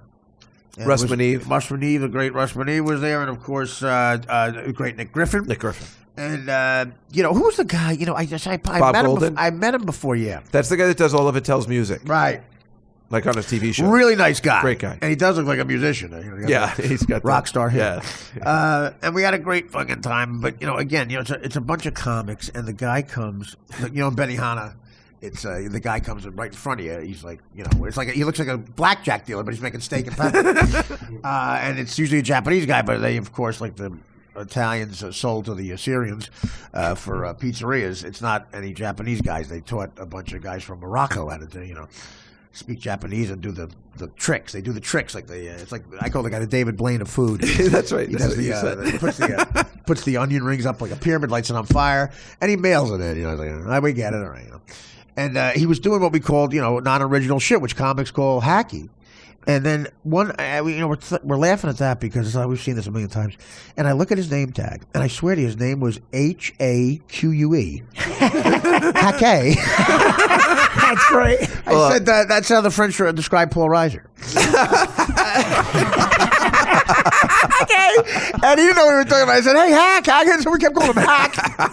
Hey. Attell kept calling him Aziz. I used to call him Aziz. Yeah. I said, "Why isn't Aziz here?" Because he's sold out the O2 Arena 18 nights a year. How old? Was Attell? Yeah. I believe he's 51. Yeah. 51? Yeah. Doesn't look a day over 60.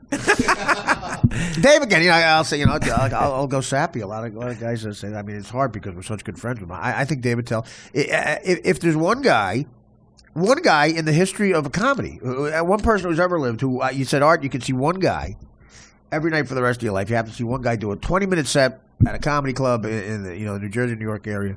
You sit there, back in the heyday when you could drink and everything was fun and you could be politically incorrect. You could have 10 or 11 shots of wild turkey at night. You didn't have to have everybody get your car keys. It's not uptight. And when Dave had all head of hair, like his picture in the our pictures in the Comedy Cellar. It looks like my Little League picture. I got to update that. But, if there's one comic, I'm including Richard Pryor, George Carlin. I'm telling you, hitting on all cylinders. Dave Attell is my answer. And I'd like to see Dave Attell do a set more than any other comedian in the world. I don't think Louis C.K. or Amy Schumer, anybody would disagree with that statement. I'm going to tell you, I got you. Cooper Manning. Well, you know what? Based on his promos, you're right. How about Shawn O'Hara? You got a fake laugh with the Cooper, man. It sounds like Eli fucking enlists the whole league to try to make him feel good. Come on, Cooper did the bit with wasn't it great? Oh yeah. Yeah, remember he was interviewing the character from Jerry Maguire. Anyway, you agree Attell is so good. I mean, it's his birthday, and we were praising him. He hates that. He doesn't like it. All the funny guys don't like it. Then he tried to pay for everybody, which doesn't make any sense. Which he always does. He's always so kind. He's a generous. It's his birthday. He's a generous Jewish guy, which he never see. Throws the world off balance. Somebody there's a Puerto Rican doctor to offset that. Well, you and Attell. Yeah. You and Attell are the two most generous guys, hands down. I'm not saying it because he's not pointing at Dave, by the way. And Ryan left. Say that again. Could you add Artie? No, I mean, listen. Dave really is, Jenna. Dave. No, you are probably more so than Dave. Stop it. Artie Lang and Dave Attell. Yeah. Well, again, we've all become really close friends, so it's hard. But Dave's one of those guys. The first time I saw him, I remember the jokes he did. 1992, I saw him at the Comedy Cellar. I went in the back and I was trying to pass there. It's intimidating. And he's one of the first comics you see. It's like that old thing when Clapton saw Jimi Hendrix. He went in the back room and cried. I said, well, God, I hope this guy's the average comedian. If everybody's like this, I'm going back to loading trucks. Did you see the picture? And then the next guy was Greg Rogel, and it was great. But one of the jokes he told, this is dated, and I'll give him a birthday tribute with this joke. It's very dated because it involves cassette tapes and John Denver, who's now dead. Oh, I remember this. You know this joke? Yes, okay, I do. Here's the joke. I had to go outside onto McDougal Street to laugh. I was on. He said, I was at Sam Goody the other day, and John Denver missed the boat musically. He really did. A John Denver cassette cost 99 cents. A blank cassette cost $2.50. John Denver could triple his money if he'd shut the fuck up. I think it's got two big laughs. Neil Sedaka. No, and I heard of John Denver. Oh, he maybe updated it. Yeah, Neil Sedaka. He has a little difference, sir. Did you see the picture I tweeted yesterday of me and Attell from 1988? No, I didn't see that. I unfollowed you. Yeah, I understand. Some of the Italian joke. No, I'm trying to find. I got to look at it, but we took him anyway. It was Benny Ha-Ha's yesterday. And we had a good time. But, so Dave turned 51, and we had a good time. But, that guy, Hackey, when I saw Hackey, I said, this is... and, comics, we're so immature. It's like we're laughing at the guy's name like fucking third graders. This guy is a chef at Benny Ha. He's way more mature than us. What are you guys laughing at? Okay, I get it. My name? What are you, an asshole? And some guy, me and John Scow and Dave are laughing. Russ Maneve is a guy who is sophisticated. He doesn't go... So right. We left for my birthday, and... Russ, when he was laughing at me and Dave, we were trying to find cigarettes. He goes, what? He goes, I don't know. You guys, you're successful, but you look homeless. It's hilarious. So it was a fun time. But Hackey. We did nothing but laugh. That's great. We just laughed. Yeah, well, then we went to that dessert place. I laughed even harder, I think. Yeah. We were going to go. You guys are hilarious together. Then what we did for your birthday, too. Right. We went to Carmine's. Yeah, that's that night we're in the car. We were talking about the Bob Gold. Oh yeah, that's the Bob Gold. That's the Bob Gold night. I'm glad we brought that up here because that really we told it perfectly. Yeah. It's very offensive, but I don't care. Yeah. We'll end with this: a weird story. Amy Schumer shamed 17-year-old critic who tweeted sexist jokes after meeting her. What happened? Amy was on a red carpet somewhere. This kid, he looks like a little dork. Yeah. But okay, 17-year-old U.S. film critic. Yeah, he's not fucking Roger Ebert. He's still got a chin. Apparently a white wife. Jackson Murphy has been rather publicly shamed by Amy Schumer I like Amy, but he's kind of a softball coming in. An off-color joke he made at her expense after meeting her at the Critics' Choice Award. Murphy, who describes himself as an entertainment analyst, writes the blog, posted a picture. Okay, here's the joke. However, he wrote this about Amy. Spent the night with Amy Schumer. Or nowadays, at Amy Schumer. That's what we have to say. At the real Amy Schumer. Spent the night with Amy Schumer. Certainly not the first guy to write that. Spent the night with Amy Schumer. Okay, again, I love Amy, but I'm going to give her a little shit here. I mean, that's her, she... Clearly, it's not a hilarious joke, but he doesn't claim to be a comedian, and I think it was clear he's clearly a fan of hers, and done in good nature. And it's sort of her bit. I mean, and Amy's a comic. It's the same thing. It's the same thing us comics get mad at other people for getting offended by. The name of her show is Inside Amy Schumer. Right. It's very hard. Listen, I love Amy too. Well, sometimes Amy, sometimes comics we do forget. I'm guilty of the same thing sometimes. I'm like, what are you saying? I drink. What are you saying? I drink a lot. What are you saying? You know what? You just reminded me that Attell, he's been making fun of Jeff Ross being fat lately. I know. And Jeff Ross, the Roastmaster General, then he's like, hey, you look like you own a candy store that you never open up. And he's like, why would you say that? I know. He's barely getting roasted. Amy's allowed her a minute, right? She can get upset. I get it. But listen, as a woman too, sometimes you're more insecure because guys, it's still a real thing. People, guys do still rule the world as successful as people are. So you could be insecure, but I don't know. The kid looks like a good kid. You might not want to make it, really embarrass him. It's whatever. But. Maybe her thing is I'm giving this kid a break by interviewing with a 17-year-old kid, and now he's making this joke, and so she's got to slam. But it's probably the best thing that happened to the kid's article because more people are going to read it. No, you're right. Absolutely, she gave him a lot of publicity. Yeah, and it would have been a funnier joke if he said spent the night with Chuck Schumer, not the first guy. You're right. If he retweet, he's like, no, I meant Chuck Schumer. I meant Kill Only. You know what? I thought the Bob Goldman bit, the pinnacle was you need a bigger ding. Yeah, that was the best. Fucking It's a Wonderful Life. It was at 3 a.m. I was laughing. The ding, ding, ding. That's right. I think The Wonderful Life trumped the Jaws one. How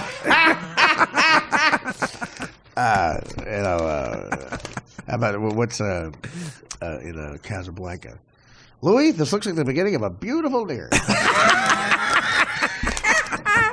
Gold, that doesn't work. It's gratuitous. You're fired. Okay, well, listen, guys, thank you so much. Again, Vinny Brand, come check us out, man. Just Cow might show up and not perform. Might just eat the white lettuce at the buffet.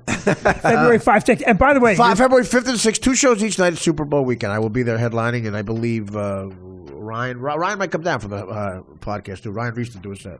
You have Ryan open up? I think I'm going to have Ryan open up. Ryan's very fun. Yeah. And the shows are selling very well. But we should plug them. I'm going to plug it like crazy anyway. Yeah, this is the start of it. Can I plug 2 things? Go right ahead. I didn't talk today. I felt like Artie did all the work. I felt like I was actually just watching. I know you had Shawn O'Hara. You asked a couple of key questions as a Giant fan. I'm sorry. Was I talking too much? No, you were hysterical. I don't think you needed us today. Well, like an audience. Quite frankly, I don't felt like just anything. Anyway, I'm sorry, Dave. No, all right. So now I love it. This was a perfect group because you guys know how to hang. I love it. It's great. Oh, I love it too. Yeah. Okay, so I'm doing the club February 18, 19, 20. That's right. Are you going to headline? I'm going to headline it. That's great. Check it out. And I do that once a year. And that's great. I write a lot of not? Yeah, well, I'm great. very good. I write a lot of new shit every time. I love this show. It's fun. And I have a podcast, but it's just me and my buddy hanging out talking. I got to come check. Can we be a guest? We'll come down. I would love you to be a guest. I would love that, sure. And it's just called The Proving Ground. And I do, every now and then, I'm very selective on the guests because it's funny because doing a podcast, if it's not the right podcast, it's really like, a lot of guys, it's become like moving a couch. Right? It's like no, you're right. It's the new moving a couch. It's if it's fun and it's easy and you can do it, like we just chat. And some guys, you don't want to be too like insulting when some comics who just like these guys like who could possibly be listening. Can you do my podcast? Well, can I just call your cousins directly and tell them? And I say, damn my set? Damn it, Natterman, I'm not going to do that anymore. Well, some guys have nothing to say. Well, some guys are delusional. Joe Okay. Matarese, one of my favorite people in the world. I've worked with him forever and funny. He has this thing called Fixing Joe. Been doing it for a couple of years. Right. Without a sense of irony or anything. On the Twitter, he says, classic Fixing Joe episode. And I said, what is this? Is it Burns and Allen? Classic. Here's where I talk about my landscaper. Nah, Joe's great, but you're right. It's some guys are like, who's listening? Who's listening? Well, everyone, you need a podcast, right? Because well, yeah, I do now because I said I burned every bridge in show business. But listen, if you have something to say, right now, I'm only talking about me, the club. It's fun. So if you know me and you know the club, sure, and you like comics, it's a good podcast. But I did a podcast with I'm not gonna say who because he's a friend. It was painful, right. And I'm on his podcast going, not only do I not want to listen to your podcast in general, I don't want to listen to the episode that I'm on. This is a bad production. Should we cut it out because Rich Ross doesn't listen? I said something about Ross. Again, similar thing with Jeff Ross. I thought he got mad. And I think he wasn't mad. He claimed he wasn't.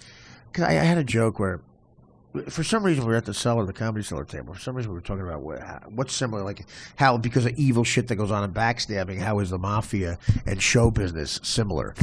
And I maybe didn't get mad, but it seemed like he was more uptight. How's the mafia and show? I said, Rich Voss can't get in either one of them.